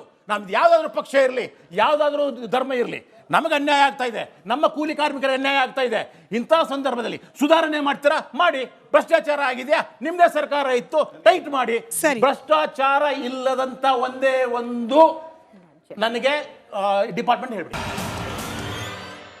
ಚರ್ಚೆ ಆಗದೆ ಪಾಸ್ ಮಾಡೋ ತರಾತುರಿ ಏನಿತ್ತು ಅಂತ ಕೇಳಿದ್ರೆ ಅದಕ್ಕೆ ಅವ್ರು ಉತ್ತರ ಕೊಡ್ಲಿ. ಅದಕ್ಕೆ ಮುಂಚೆ ನನ್ನದೊಂದು ಪರ್ಸನಲ್ ಮನವಿ ಸರ್, ದ್ವೇಷ ಭಾಷಣ ನಿಷೇಧ ಮಾಡ್ಲಿಕ್ಕೆ ಕಾಯ್ದೆ ತಂದಾಗ್ಲೂ ಕೂಡ ಇಲ್ಲಿ ಚರ್ಚೆ ಮಾಡ್ಲಿಕ್ಕೆ ಅವಕಾಶ ಕೊಡ್ಲಿಲ್ಲ ಅಂತ ಹೇಳಿ ಬಿಜೆಪಿ ಅವರು ಆಕ್ಷೇಪ ಮಾಡ್ತಿರ್ಬೇಕಾದ್ರೂ ಯಡಳ್ಳಿ ಅವರು ಹೌದು ಅಂತ ಹೇಳಿ ಬಿಜೆಪಿಗೆ ಬೆಂಬಲವಾಗಿ ನಿಲ್ಬೇಕಾಗಿತ್ತು. ಬಟ್ ನಿಮಗ್ ಪ್ರಶ್ನೆ ಗಾಂಧೀಜಿಯವರ ಹೆಸರು ಬದಲಾವಣೆ ವಿಚಾರಕ್ಕೆ ಸಂಬಂಧಪಟ್ಟಂತೆ ಬಹಳ ಆಕ್ಷೇಪ ವ್ಯಕ್ತಪಡಿಸ್ತಾ ಇದ್ರು. ನಮ್ಮ ಆಡಿಯನ್ಸ್ ಕೂಡ ನೆನಪು ಮಾಡಿದ ಹಾಗೆ ತುಮಕೂರಿನಲ್ಲಿ ಕ್ರೀಡಾಂಗಣಕ್ಕೆ ಪರಮೇಶ್ವರ್ ಅವರ ಹೆಸರು ಇಟ್ಬಿಟ್ರು, ಮಹಾತ್ಮ ಗಾಂಧಿ ಅವರ ಹೆಸರು ಇಟ್ರು. ಆರೋಪ ಸರ್, ನಿಮ್ಮಿಂದ ಸ್ಪಷ್ಟೀಕರಣ ಬೇಕು. ತುಮಕೂರು ಇರ್ತ ಕ್ರೀಡಾಂಗಣಕ್ಕೆ ಇವತ್ತು ಕೂಡ ಮಹಾತ್ಮ ಗಾಂಧಿ ಹೆಸರಿದೆ, ಮುಂದೆ ಕೂಡ ಇರ್ತದೆ. ಎರಡನೇದು ಹೇಳ್ಬೇಕಂದ್ರೆ ಹೊಸದಾಗಿ ಒಂದು ಬ್ಲಾಕ್ ನ ಕಟ್ಟಿದಾರೆ. ಅಲ್ಲಿ ಹೊಸದಾಗಿ ಪರಮೇಶ್ವರ್ ಇಂಟ್ರೆಸ್ಟ್ ತಗೊಂಡು ಅವರೇ ಕ್ರೀಡಾಪಟುವಾಗಿರ್ತಕ್ಕಂಥವ್ರು ಇಂಟ್ರೆಸ್ಟ್ ತಗೊಂಡು ಕಟ್ಟಿರೋದಕ್ಕೆ ಒಳಾಂಗಣ ಕ್ರೀಡಾಂಗಣಕ್ಕೆ ಮಾತ್ರ ಅವರ ಹೆಸರನ್ನ ಇಟ್ಟಿದ್ದಾರೆ. ಮಹಾತ್ಮ ಗಾಂಧಿ ಹೆಸರು ಪ್ರಮುಖವಾಗಿದ್ದೇ ಇದೆ ಅನ್ನೋ ಮಾತು ಹೇಳ್ತೀನಿ. ಇದು ರಾಜಕೀಯ ಮಾಡಬಾರ್ದು ಅನ್ನೋ ಮಾತು ಹೇಳ್ತಾ ಇದ್ದೀನಿ. ನನಗೆ ಅನುಮಾನ ಇದ್ದಕ್ಕೆ ಉತ್ತರ ಬೇಕಿತ್ತು, ಕೇಳಿದೀನಿ. ಚರ್ಚೆ ಮಾಡಿದ್ರೆ ಅಶ್ವತ್ಥನಾರಾಯಣ್ ಸರ್, ನಾನು ವೀಕ್ಷಕರಿಗೆ ಅವಕಾಶ ಮಾಡಬೇಕು. ಬರೇ 30 ಸೆಕೆಂಡ್ ನಾನು ಕೇಳ್ತಾ ಇರ್ತಕ್ಕಂಥ ಇವ್ರು ಹೇಳ್ದಂಗೆ ನಾವೆಲ್ಲರೂ ಕೂಡ ನಾಗರಿಕರು, ಕನ್ನಡಿಗರಾಗಿದ್ದೇವೆ. ಇದನ್ನ ನಾವು ಹೇಳ ನಮ್ಮ ರಾಜ್ಯಕ್ಕೆ ಹೊರೆ ಆಗ್ತಕ್ಕಂಥ ಒಪ್ಕೊಳ್ತಾರ? ನಮ್ಮ ದೇಶದ ಮಹಾತ್ಮನ ಹೆಸರನ್ನ ಬದಲಾವಣೆ ಮಾಡಿದ್ರೆ ಪ್ರಾಮಾಣಿಕವಾಗಿ ಒಪ್ಕೊಳ್ತಾರ? ಅವ್ರಿಗೆ ಅಧಿಕಾರ ಇರ್ಬೋದು ಚೇಂಜ್ ಮಾಡಲಿಕ್ಕೆ, ಅಧಿಕಾರ ನಾನು ಪ್ರಶ್ನೆ ಮಾಡ್ತಾ ಇಲ್ಲ. ಆದರೆ is it fair to do it? Mahatma ಗಾಂಧಿಗೆ ಅವಮಾನ ಮಾಡ್ತಕ್ಕಂಥದ್ದು, ಯಾರು ಅಹಿಂಸೆಯನ್ನು ಪ್ರತಿಪಾದಿ ಇಡೀ ವಿಶ್ವವೇ ಕೊಂಡಾಡ್ತಾ ಇರ್ತಕ್ಕಂಥ ವ್ಯಕ್ತಿಯ ಹೆಸರನ್ನ ಬದಲಾವಣೆ ಯಾಕೆ ಮಾಡಬೇಕಾಗಿತ್ತು? ಅದೇ ಸ್ಕೀಮಲ್ಲಿ ನೀವು ಅಮೆಂಡ್ಮೆಂಟ್ಸ್ ತರಬಹುದಾಗಿತ್ತು. ಭ್ರಷ್ಟಾಚಾರ ನಿರ್ಮೂಲನೆ ಮಾಡಲಿಕ್ಕೆ ಕ್ರಮಗಳ ಕೈಗೊಳ್ಳೋದಾಯಿತು. ನಾವು ಬೇಡ ಅಂತ ಹೇಳಿಲ್ಲ, ಟೆಕ್ನಾಲಜಿನ ಉಪಯೋಗಿಸ್ಕೋಬೇಕಾಗಿತ್ತು. ಆದರೆ ಹೆಸರನ್ನ ಬದಲಾವಣೆ ಮಾಡ್ತೀರಿ, ನಮ್ಮೆಲ್ಲ ಹೊರೆ ಆಗ್ತೀರಿ ಮತ್ತು ಇಡೀ ಸ್ಕೀಮ್ನೇ ಬದಲಾವಣೆ ಮಾಡ್ತೀರಿ. ಇದು ಸೆಂಟ್ರಲೈಸೇಷನ್ ಅಲ್ವಾ? ಇದು ನಾಗರಿಕರ ದೌರ್ಜನ್ಯ ಅಲ್ವಾ? ಇದು ಸಂವಿಧಾನ ಎರಡು ಪ್ರಶ್ನೆ ನಿಮಗೇನೆ ಸರ್. ಒಂದು, ಏನೇ ಸುಧಾರಣೆ ತರಬೇಕಂದ್ರೂ ಕೂಡ ಹೆಸರು ಬದಲಾವಣೆ ಅನಿವಾರ್ಯ ಆಗಿರ್ಲಿಲ್ಲ, ಅದರಲ್ಲೂ ಮಹಾತ್ಮರ ಹೆಸರನ್ನ ತೆಗೆಯೋದು ಅನಿವಾರ್ಯ ಆಗಿರ್ಲಿಲ್ಲ. ತೆಗಿತಾ ಇದ್ದೀರಾ, ಅದನ್ನ ಚರ್ಚೆಗೆ ಒಳಪಡಿಸ್ತಾ ತರಾತುರಿಲಿ ಯಾಕೆ ತರ್ತಿದ್ದೀರಿ ಅನ್ನೋದು ಎರಡು ಪ್ರಶ್ನೆ. ಮೇಡಮ್, ಇಲ್ಲಿ ತರಾತುರಿನಲ್ಲಿ ಏನೂ ಇಲ್ಲ. ಯಾವುದೇ ಅಮೆಂಡ್ಮೆಂಟ್ ಮಾಡ್ಬೇಕಾದ್ರೆ, ಯಾವುದೇ ಯೋಜನೆಗಳನ್ನ ತರುವಂಥ ಸಂದರ್ಭದಲ್ಲಿ ಬಿಲ್ ಬರುತ್ತೆ ಪಾರ್ಲಿಮೆಂಟ್ಗೆ. ಬಿಲ್ ಬಂದಾಗ ಚರ್ಚೆಗೆ ಅದಕ್ಕೆ ಒಂದಿನ ಮುಂಚೆ ಎಲ್ಲಾ ಪೊಲಿಟಿಕಲ್ ಪಾರ್ಟಿಯವ್ರಿಗೂ ಬಿಲ್ ಅನ್ನ ಕಳಿಸ್ಕೊಡ್ತಾರೆ. ಒಂದು ನಿಮಿಷ ಕೇಳಿಸ್ಕೊಡ್ರಿ, ಇದು ಅಮೆಂಡ್ಮೆಂಟ್ ಅಲ್ಲ. ಒಂದು ನಿಮಿಷಕ್ಕೆ ನಾನು ಹೇಳ್ತಾ ಇರೋದು, ಬಿಲ್ ತಂದಾಗ ಅಮೆಂಡ್ಮೆಂಟ್ ಆಗ್ಬೋದು, ಬದಲಾವಣೆ ಆಗ್ಬೋದು, ಯಾವುದೇ ತಂದರೂ ಸಹ ಆ ಪ್ರತಿ ಬಿಲ್ ಕಾಪಿಯನ್ನು ಎಲ್ಲ ಪೊಲಿಟಿಕಲ್ ಪಾರ್ಟಿಯವ್ರಿಗೂ ಆ ಕಾಪಿಯನ್ನು ಕಳಿಸ್ಕೊಡ್ತಾರೆ. ಓದ್ಬೋದು, ಚರ್ಚೆ ಮಾಡ್ಬೋದು. ಅದರಲ್ಲಿ ಏನಾದ್ರು ಬದಲಾವಣೆಗಳಿದ್ರೆ, ಈ ಥರದ್ದು ಸಾಕಷ್ಟು ಸಲಹೆಗಳು ಬಂದಾಗ ಬದಲಾವಣೆ ಆಗಿರ್ತಕ್ಕಂಥ ನಿದರ್ಶನಗಳು ಪಾರ್ಲಿಮೆಂಟಲ್ಲೂ ಇದೆ, ರಾಜ್ಯಸಭೆಯಲ್ಲಿದೆ, ಕರ್ನಾಟಕ ರಾಜ್ಯ ವಿಧಾನಸಭೆ, ವಿಧಾನ ಪರಿಷತ್ತಲ್ಲಿದೆ. ನಾನು ವಿಧಾನ ಪರಿಷತ್ತಲ್ಲಿ ಇದ್ದಾಗ ಅನುಭವನೂ ನನಗೆ ಗೊತ್ತಾಗಿದೆ ಈ ಬದಲಾವಣೆ ಮಾಡಿರ್ತಕ್ಕಂಥದ್ದು. ಇಲ್ಲಿ ಒಂದೇನಾರು ಆ ಬಿಲ್ ತಂದಾಗ ಮೇಡಮ್, ಅವಾಗ ನ್ಯಾಷನಲ್ 2 ಕೇಸು ಚರ್ಚೆಗೆ ಬಂತು. ಇವರು ಇದ್ರ ಬಗ್ಗೆ ಚರ್ಚೆನೇ ಮಾಡಲಿಲ್ಲ, ಬಾಯ್ಕಟ್ ಮಾಡಿದ್ರು ಬಿಲ್ಲು.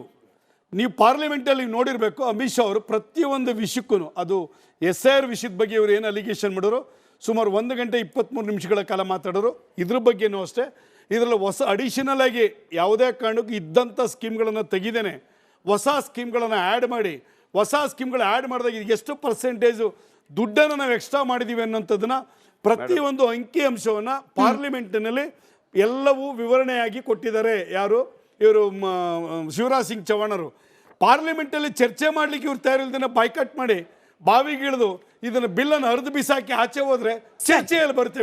ಉತ್ತರ ಕೊಡ್ಲಿ, ಅದಾದ್ಮೇಲೆ ಆಡಿಯನ್ಸ್ ಕಡೆಯಿಂದ ಪ್ರಶ್ನೆ. ಈ ವಿಚಾರದಲ್ಲಿ ಮನರೇಗಾ ಯೋಜನೆ, ಹಲವಾರು ಯೋಜನೆಗಳನ್ನ ಈಗಾಗಲೇ ಕೇಂದ್ರ ಸರ್ಕಾರ ತಮ್ಮ ಸರ್ವಾಧಿಕಾರನ ಧೋರಣೆ, ನಾವು ಹೇಳ್ತಾನೆ ಇರ್ತೀನಿ ಈ ಪದನ, ಸರ್ವಾಧಿಕಾರವನ್ನ ತೋರಿಸೋದಕ್ಕೆ ಎಷ್ಟು ಸ್ಕೀಮ್ಗಳನ್ನ ಬದಲಾವಣೆ ಮಾಡಿದ್ದಾರೆ.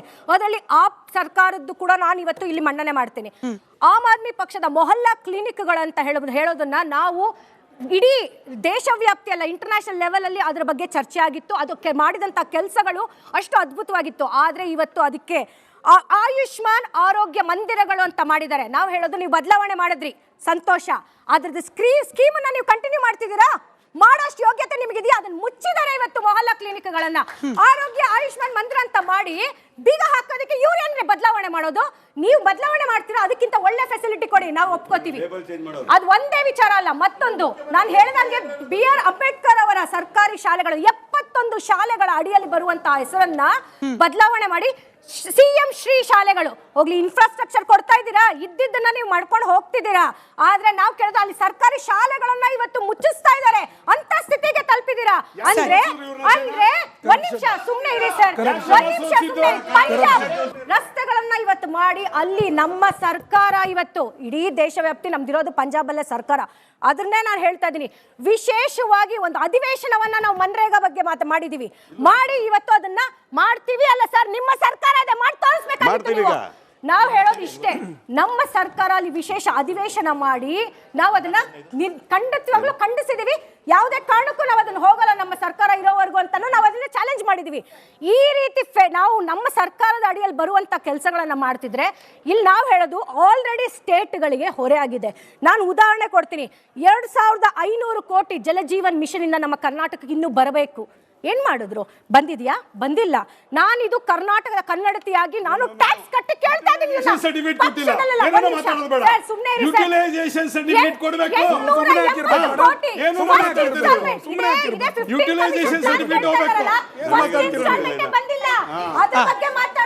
ನಾಗರಾಜ್ ಸರ್, ಈ ಪ್ರಶ್ನೆ ಏನಂತ ಹೇಳಿದ್ರೆ, ಕೇಂದ್ರ ಸರ್ಕಾರ ರಾಜ್ಯ ಸರ್ಕಾರದ ಮೇಲೆ ಹೊಣೆ ಆಗ್ತಾ ಇದೆ, ಹಣಕಾಸಿನ ಹೊರೆ ಆಗ್ತಿದೆ ಅಂತಂದು ಹೇಳಿ, ಹಂಗಾದ್ರೆ ನಿಮ್ಗೆ ಹೊರೆ ಆಗ್ತಾ ಇದ್ರೆ ನೀವು ಫ್ರೀಯಾಗಿ 2000 ಕೊಡ್ತೀರಾ ಗ್ಯಾರಂಟಿ ಮೂಲಕ, ಆಮೇಲೆ ಯೂತ್ಗಳಿಗೆ ಕೆಲಸ ಕೊಡೋದ್ರ ಬದಲು ನೀವು ಮನೇಲಿ ಕೂತ್ಕೊಳ್ಳಿ, ಅನ್ಎಂಪ್ಲಾಯ್ಮೆಂಟ್ ದುಡ್ಡಿಗೆ ನಾವು 3000 ಕೊಡ್ತೀವಿ ಅಂತಂದು ಹೇಳ್ತೀರಾ.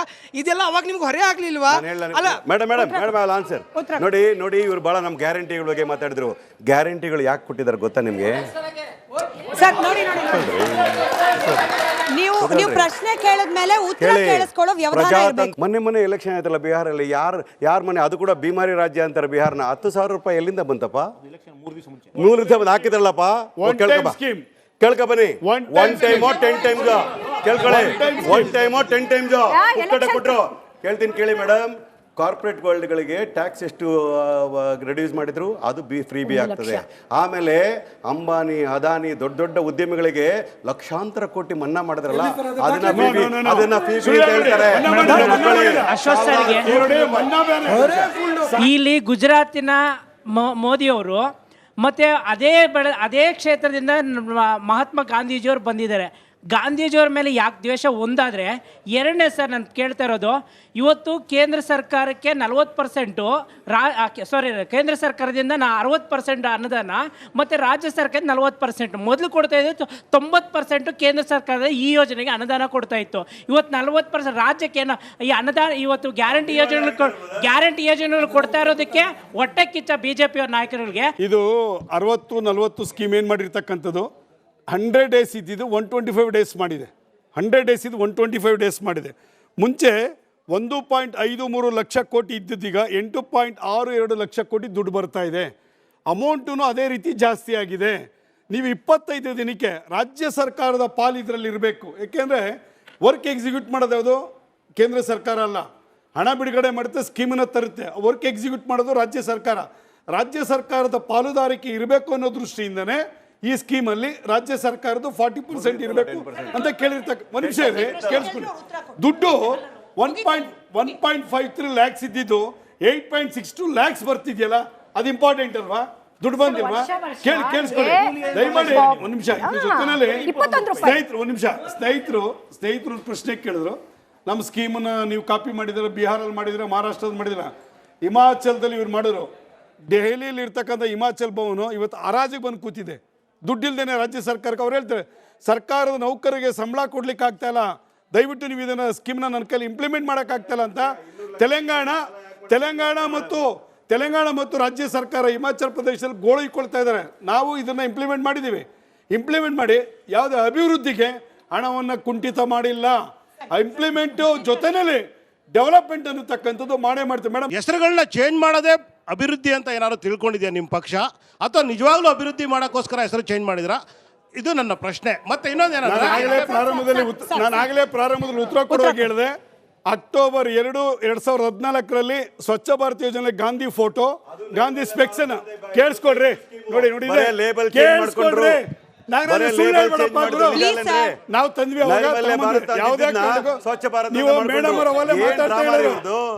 ಮೇಡಮ್ ಅವರು ಮಾತಾಡ್ತಾ ಹೇಳೋರು ಸಾಬರಮತಿ ಆಶ್ರಮನ ನೀವು ಹೋಗಿ ಅದನ್ನು ನೋಡ್ಕೊಂಬನ್ನಿ. ಗಾಂಧಿಯವ್ರಿಗೆ ಯಾವ ರೀತಿ ಗೌರವದಿಂದ ಅದನ್ನು ಇಂಪ್ಲಿಮೆಂಟ್ ಮಾಡಿದ್ದಾರೆ, ಅದನ್ನು ನಡೆಸ್ಕೊಂಡಿದ್ದಾರೆ ಅಂತದನ್ನ ದಯಮಾಡಿ ಹೋಗಿ ನೋಡ್ಕೊಂಬನ್ನಿ, ಗೊತ್ತಾಗ್ತದೆ. ನೀವು ಬರೀ ಹೆಸರಲ್ಲ ಆಯ್ತು ಸರ್, ನಿಮ್ ಸಮಾಧಾನಕ್ಕೆ ಸರ್ ಸಾಬರ್ಮತಿ ಆಶ್ರಮದ ಮಾತ್ರ ಹೇಳ್ತಿದ್ದಾರೆ. ಮತ್ತೊಂದು, ಗಾಂಧೀಜಿಯವರು ಆಫ್ರಿಕಾದಿಂದ ಭಾರತಕ್ಕೆ ಬಂದ ಘರ್ ವಾಪಸಿ ದಿನವನ್ನ ಕೂಡ ಮೋದಿ ಅವರು ಸೆಲೆಬ್ರೇಟ್ ಮಾಡಿದ್ರು. ಅದನ್ನ ಕಾಂಗ್ರೆಸ್ನವರು ಹೇಳಲಿಲ್ಲ, ಬಿಜೆಪಿಯವ್ರ ಪಾಪ ಅವರು ಹೇಳ್ತಿಲ್ಲ. ನಿಮ್ ಸಮಾಧಾನಕ್ಕೆ ನಾನು ಹೇಳಿದ್ದೀನಿ. ಮುಂದಿನ ಪ್ರಶ್ನೆ ಸರ್, ನಾನು ಬಿಜೆಪಿಯವರು ಕೇಳ್ತಾ ಇರೋದು ಸರ್, ಇದು ನಿಮ್ಮ ಅಭಿವೃದ್ಧಿ ಮಾಡೋದಾದರೆ ಹೆಸರಾಗಿ ಬದಲಾಯಿಸಬೇಕು ಸರ್ ಒಂದು. ಮತ್ತು ಆಮೇಲೆ 125 ದಿನ ಇದು ಅವ್ರಿಗೆ ಕೆಲಸ ಕೊಡ್ತೀವಿ ಅಂತ ಹೇಳಿದರೆ ನಿಜವಾಗ್ಲೂ ನೀವು ಕೆಲಸ ಕೊಟ್ಟಿದ್ರೆ ಬೇರೆ ರಾಜ್ಯ ಎಲ್ಲ ಊರುಗಳಿಂದ ಬಂದು ಬೆಂಗಳೂರು ಯಾಕೆ ತುಂಬಿ ತುಳುಕ್ತಾ ಇತ್ತು ಸರ್? ಕಾರ್ಮಿಕರು ವಲಸೆ ಬರ್ತಕ್ಕಂಥದ್ದು ಅದನ್ನೆಲ್ಲವೂ ಸಹ ರಾಜ್ಯ ಸರ್ಕಾರಕ್ಕೂ ಅಷ್ಟೇ ರೆಸ್ಪಾನ್ಸಿಬಿಲಿಟಿ ಇದೆ. ಈ ರೀತಿ ಕೇಳಿಸ್ಕೊಡ್ರಿ, ಗ್ರಾಮೀಣ ಪ್ರದೇಶದಿಂದ ನಗರ ಪ್ರದೇಶಕ್ಕೆ ವಲಸೆ ಹೋಗಬಾರ್ದು ಅಂತಲೇ ಅಲ್ಲಲ್ಲೇ ವರ್ಕ್ಗಳನ್ನು ಕ್ರಿಯೇಟ್ ಮಾಡ್ತಾ ಇರ್ತಕ್ಕಂಥದ್ದು. ನರೇಂದ್ರ ಕೇಳಿಸ್ಕೊಳ್ಳಿ, ಈ ರೀತಿ ಗ್ರಾಮೀಣ ಪ್ರದೇಶದಿಂದ ವಲಸೆ ಹೋಗಬಾರ್ದು, ಅಲ್ಲಲ್ಲೇ ಕೆಲಸ ಮಾಡಬೇಕು ಅನ್ನೋ ದೃಷ್ಟಿಯಿಂದನೇ 2023 ಬಡ್ಜೆಟಲ್ಲಿ 5 ಲಕ್ಷ ಕೋಟಿ ಇನ್ಫ್ರಾಸ್ಟ್ರಕ್ಚರ್ ಮೇಲೆ ಇನ್ವೆಸ್ಟ್ ಮಾಡಿದ್ದಾರೆ. ತಾವು ಹೇಳ್ತಾ ಇದ್ದೀರಾ ಸೆಂಟ್ರಲ್ ಗೌರ್ಮೆಂಟ್ 200 ಲಕ್ಷ ಕೋಟಿ ಸಾಲ ಮಾಡಿದೆ ಅಂತ. ಇವತ್ತು 2014 ಮುಂಚೆ ಭಾರತದ GDP 10ನೇ ಸ್ಥಾನದಲ್ಲಿತ್ತು. ಇವತ್ತು 2026 ಭಾರತದ GDP 4ನೇ ಸ್ಥಾನದಲ್ಲಿದೆ. ಡಬಲ್ ಹೈವೇಸ್ ಆಗಿದೆ, 16 ಇಂಟರ್ನ್ಯಾಷನಲ್ ಏರ್ಪೋರ್ಟ್ಸ್ ಆಗಿದೆ. ಇವತ್ತು ಜಗತ್ತು ಭಾರತ ನೋಡೋ ಒಂದು ಸ್ಟ್ಯಾಂಡರ್ಡೇ ಬೇರೆ ಆಗಿದೆ ಸರ್. ತಾವು ಹೇಳ್ತೀರಾ ಸುಮ್ಮನೆ ಕರ್ನಾಟಕ ಅಂತ ಹೇಳಿ. ಇವತ್ತು Bengaluru silicon city, silicon valley ಅಂತ ಒಂದು ಹಬ್ ಇದೆ. ಬೆಂಗಳೂರು ಅಲ್ಲಿ ಮಹಾನಗರದಂಥ ಇದು ಪ್ರಮುಖ ರಸ್ತೆಗಳಲ್ಲಿ ಗುಂಡಿ ಮುಚ್ಚಕ್ಕಾಗಿಲ್ಲ. ತಾವು ಗ್ಯಾರಂಟಿಗಳು ಅಂತ ಹೇಳ್ತಿದ್ರು. ಒಂದು ಅಭಿವೃದ್ಧಿ ಕರ್ನಾಟಕ ರಾಜ್ಯದಲ್ಲಿ ಒಂದು ಅಭಿವೃದ್ಧಿ ಕೆಲಸ ನಡೀತಾ ಇಲ್ಲ ಸರ್. ಒಂದು ಅಭಿವೃದ್ಧಿ ಕೆಲಸ ತೋರಿಸಿ. ಏರ್ಪೋರ್ಟ್ಗಳ ಬಗ್ಗೆ ಮಾತಾಡಿದ್ರು. ಏರ್ಪೋರ್ಟ್ಗಳು ಖಾಸಗೀಕರಣ ಆಗಿದೆಯಾ ಇಲ್ವಾ ಅನ್ನೋ ಪ್ರಶ್ನೆನ ಅವ್ರು ಹೇಳ್ಬೇಕು ನನಗೆ ಆ ವಿಚಾರನ. ಎರಡನೇದು ಹೇಳ್ಬೇಕು ಅಂತಂದ್ರೆ, ಅವ್ರ ಅಧಿಕಾರ ವಹಿಸ್ಕೊಂಡಾಗ 57 ಲಕ್ಷ ಕೋಟಿ ಇತ್ತು. ಈಗ ನೀವು ಆಲ್ಮೋಸ್ಟ್ 1.5 ಲಕ್ಷ ಕೋಟಿಯಷ್ಟು ಸಾಲ ಮಾಡಿದ್ರಲ್ಲ, ನಮ್ಮನ್ನೆಲ್ಲ ಅಡ ಇಡೋಕ್ಕೆ ನಿಮ್ಗೆ ಏನು ಅಧಿಕಾರ ಕೊಟ್ಟಿದ್ರಾ? ನೀವು ಇಷ್ಟೆಲ್ಲ ಮಾತಾಡೋದಾದ್ರೆ ಜನ ನಮ್ಮ ಬೆಂಗಳೂರಿಗೆ ಯಾಕೆ ಬರ್ಬೇಕು ವಲಸೆ? ಬಿಹಾರನ ಬಿಟ್ಬಿಟ್ಟು ನಮ್ಮ UPಯಿಂದ ನಮ್ಮ ಹತ್ರಕ್ಕೆ ಯಾರು ಬರ್ಬೇಕು? ಛತ್ತೀಸ್ಗಢದಿಂದ ನಮ್ಮ ಹತ್ರಕ್ಕೆ ಯಾಕೆ ಬರಬೇಕು ಕರ್ನಾಟಕಕ್ಕೆ? ಕರ್ನಾಟಕ ಒಂದು ಪ್ರಗತಿ ಪರವಾಗಿರೋ ರಾಜ್ಯ. ನಾವು ಉದ್ಯಮಗಳನ್ನ ಸೃಷ್ಟಿ ಮಾಡಿದ್ದೇವೆ. ಒಂದು ನಿಮಿಷಪ್ಪ ಮಾಡಿದ್ದೇವೆ. ಅವರು ಜಲಜೀವನ್ ಮಿಷನ್ ಬಗ್ಗೆ ಮಾತಾಡ್ತಾ ಇದ್ರು, ನೀರಿನ ಬಗ್ಗೆ. ಅದು ಭ್ರಷ್ಟಾಚಾರ ಆಗಿದ್ದೆ ಆದರೆ ತನಿಖೆ ಮಾಡ್ಸಕ್ಕೆ CBI ಕೊಡಿ. ರಾಜ್ಯ ಸರ್ಕಾರ ರೆಸ್ಪಾನ್ಸಿಬಲ್. ರಾಜ್ಯ ಸರ್ಕಾರ ಜವಾಬ್ದಾರಿ ಇದೆಯಲ್ಲ ಮೇಡಮ್. ಕೇಂದ್ರ ಸರ್ಕಾರ ಫ್ಲಾಗ್ಶಿಪ್ ಪ್ರೋಗ್ರಾಮ್ ಅಂತ ಹೇಳ್ತಾರಲ್ಲ, ಹೆಸರು ಹಾಕೊಳ್ತಿರಲ್ಲ ನೀವು ಕೂಡ ಬಂದ CBI ಕೊಡಿ, ನಾವು ಸ್ವಾಗತ ಮಾಡ್ತೇವೆ. ಈಗ ನರೇಗಾದಲ್ಲಿ ಇಷ್ಟೊಂದು ಭ್ರಷ್ಟಾಚಾರ ಆಗಿದೆ ಅಂತೀರಲ್ಲ, ನಾನು ಕನ್ನಡಿಗರಾಗಿ ಹೇಳ್ತಾ ಇದ್ದೇವೆ, ದಯವಿಟ್ಟು CBI ಎನ್ಕ್ವೈರಿ ಮಾಡಿ ಹೇಳ್ರಿ. ನಿಮ್ಗೆ ಅಧಿಕಾರ ಇದೆ, ಕಾನೂನು ಇದೆ, ಮಾಡಿ. ಸರ್, ಸೆಂಟ್ರಲ್ ಗವರ್ಮೆಂಟ್ಗೆ ನಮ್ಮನ್ನೆಲ್ಲ ಅಡ ಇಡೋದಕ್ಕೆ ನಿಮ್ಗೆ ಯಾರು ರೈಟ್ಸ್ ಕೊಟ್ರು ಅಂತ ನೀವು ಕೇಳ್ತಿದ್ದೀರಾ ಸರ್? ನಾವು ಕೇಳ್ತಾ ಇದೀವಿ, ನಮ್ಮ ಟ್ಯಾಕ್ಸ್ ದುಡ್ಡನ್ನ ಫ್ರೀ ಆಗಿ ಕೊಡೋಕೆ ನಿಮ್ಗೆ ಯಾರು ರೈಟ್ಸ್ ಕೊಟ್ರು ಸರ್? ಈಗ ಗ್ಯಾರಂಟಿ ಸ್ಕೀಮ್ ಕೊಡ್ತಾ ಇರಲ್ಲ ಸರ್. ಅದು ಫ್ರೀ ಅಲ್ಲ. ಇವ್ರು ತಪ್ಪು ತಿಳ್ಕೊಂಡಿದ್ದಾರೆ. ಫ್ರೀ ಅಲ್ಲ.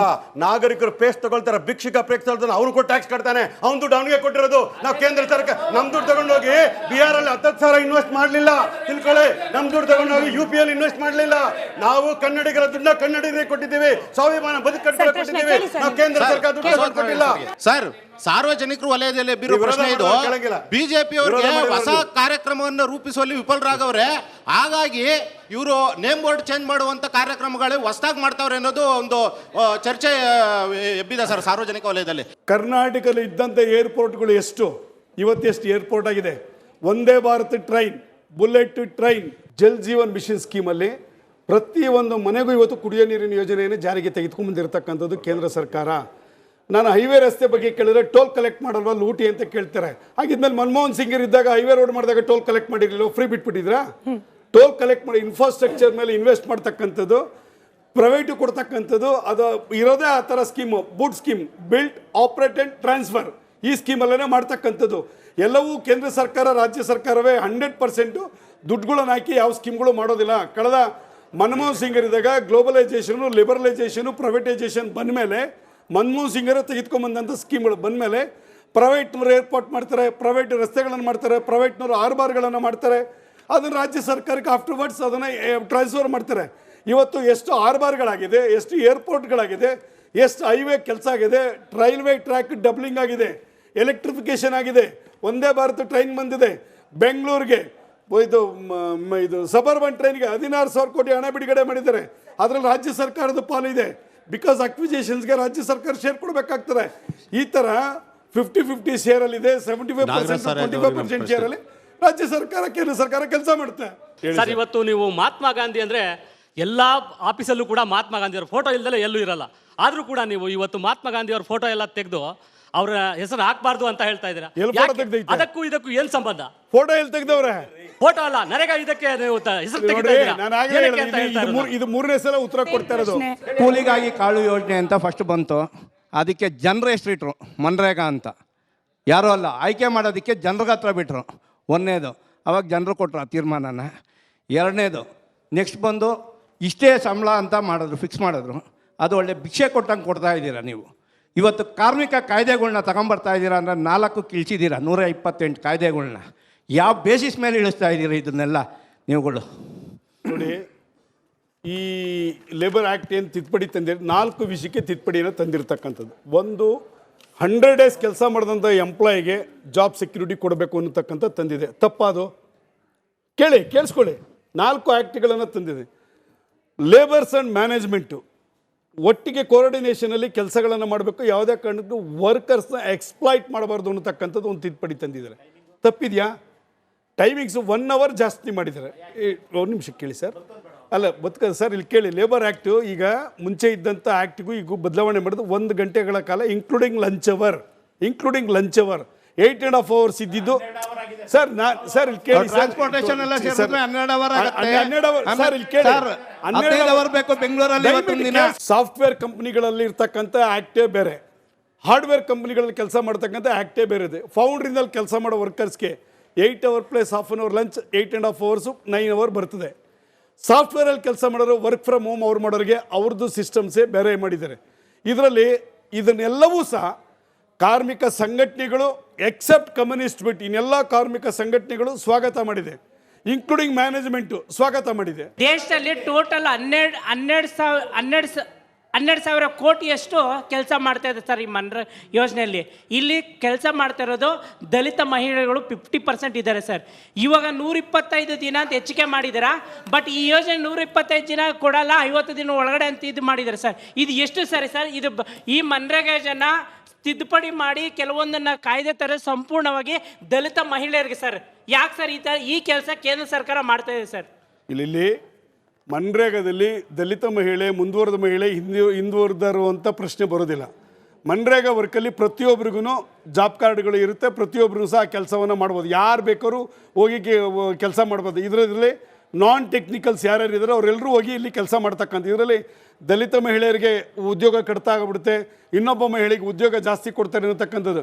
ಕೇಳಿ, 3.6% ಇದ್ದಂಥ ಮಹಿಳೆಯರ ಪಾಲುದಾರಿಕೆ 5.7% ಇವತ್ತು ಮಹಿಳೆಯರ ಪಾಲುದಾರಿಕೆ ಉದ್ಯೋಗದಲ್ಲಿ ನರೇಗಾದಲ್ಲಿ ಸೇರ್ಪಡೆ ಆಗಿದ್ದಾರೆ. ಹೆಚ್ಚಿಗೆ ಮಹಿಳೆಯರ ಉದ್ಯೋಗದಲ್ಲಿ ಸೇರ್ಪಡೆ ಆಗಿರ್ತಕ್ಕಂಥದ್ದು ಒಂದು ಆಶಾದಾಯಕ ವಿಚಾರ.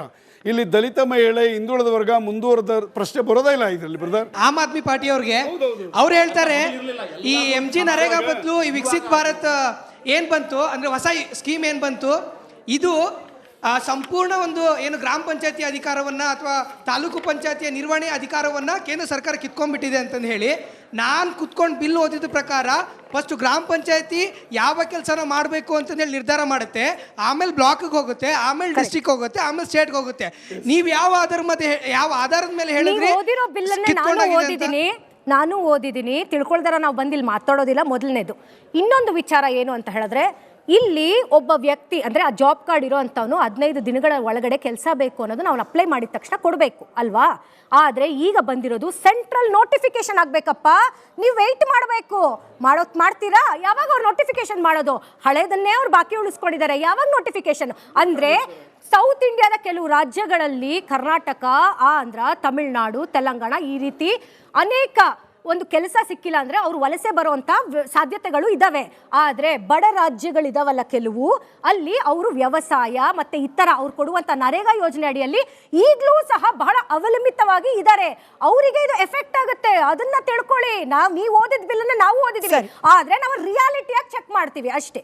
ಇಡೀ ವಿಶ್ವದಲ್ಲೇನೆ ಅತ್ಯಂತ ದೊಡ್ಡ ಉದ್ಯೋಗ ಖಾತ್ರಿ ಯೋಜನೆಯನ್ನು ಖ್ಯಾತಿಗೆ ಪಾತ್ರವಾಗಿರುವ ಮನ್ರೇಗಾ, ಇದರ ಮೂಲ ಉದ್ದೇಶನೇ ಗ್ರಾಮೀಣ ಭಾಗದಲ್ಲಿ, ಅದರಲ್ಲೂ ಹಿಂದುಳಿದ ವರ್ಗಗಳು ಇರುವಂತಹ ಪ್ರದೇಶಗಳಲ್ಲಿ ಉದ್ಯೋಗವನ್ನು ಖಾತ್ರಿಗೊಳಿಸೋದು.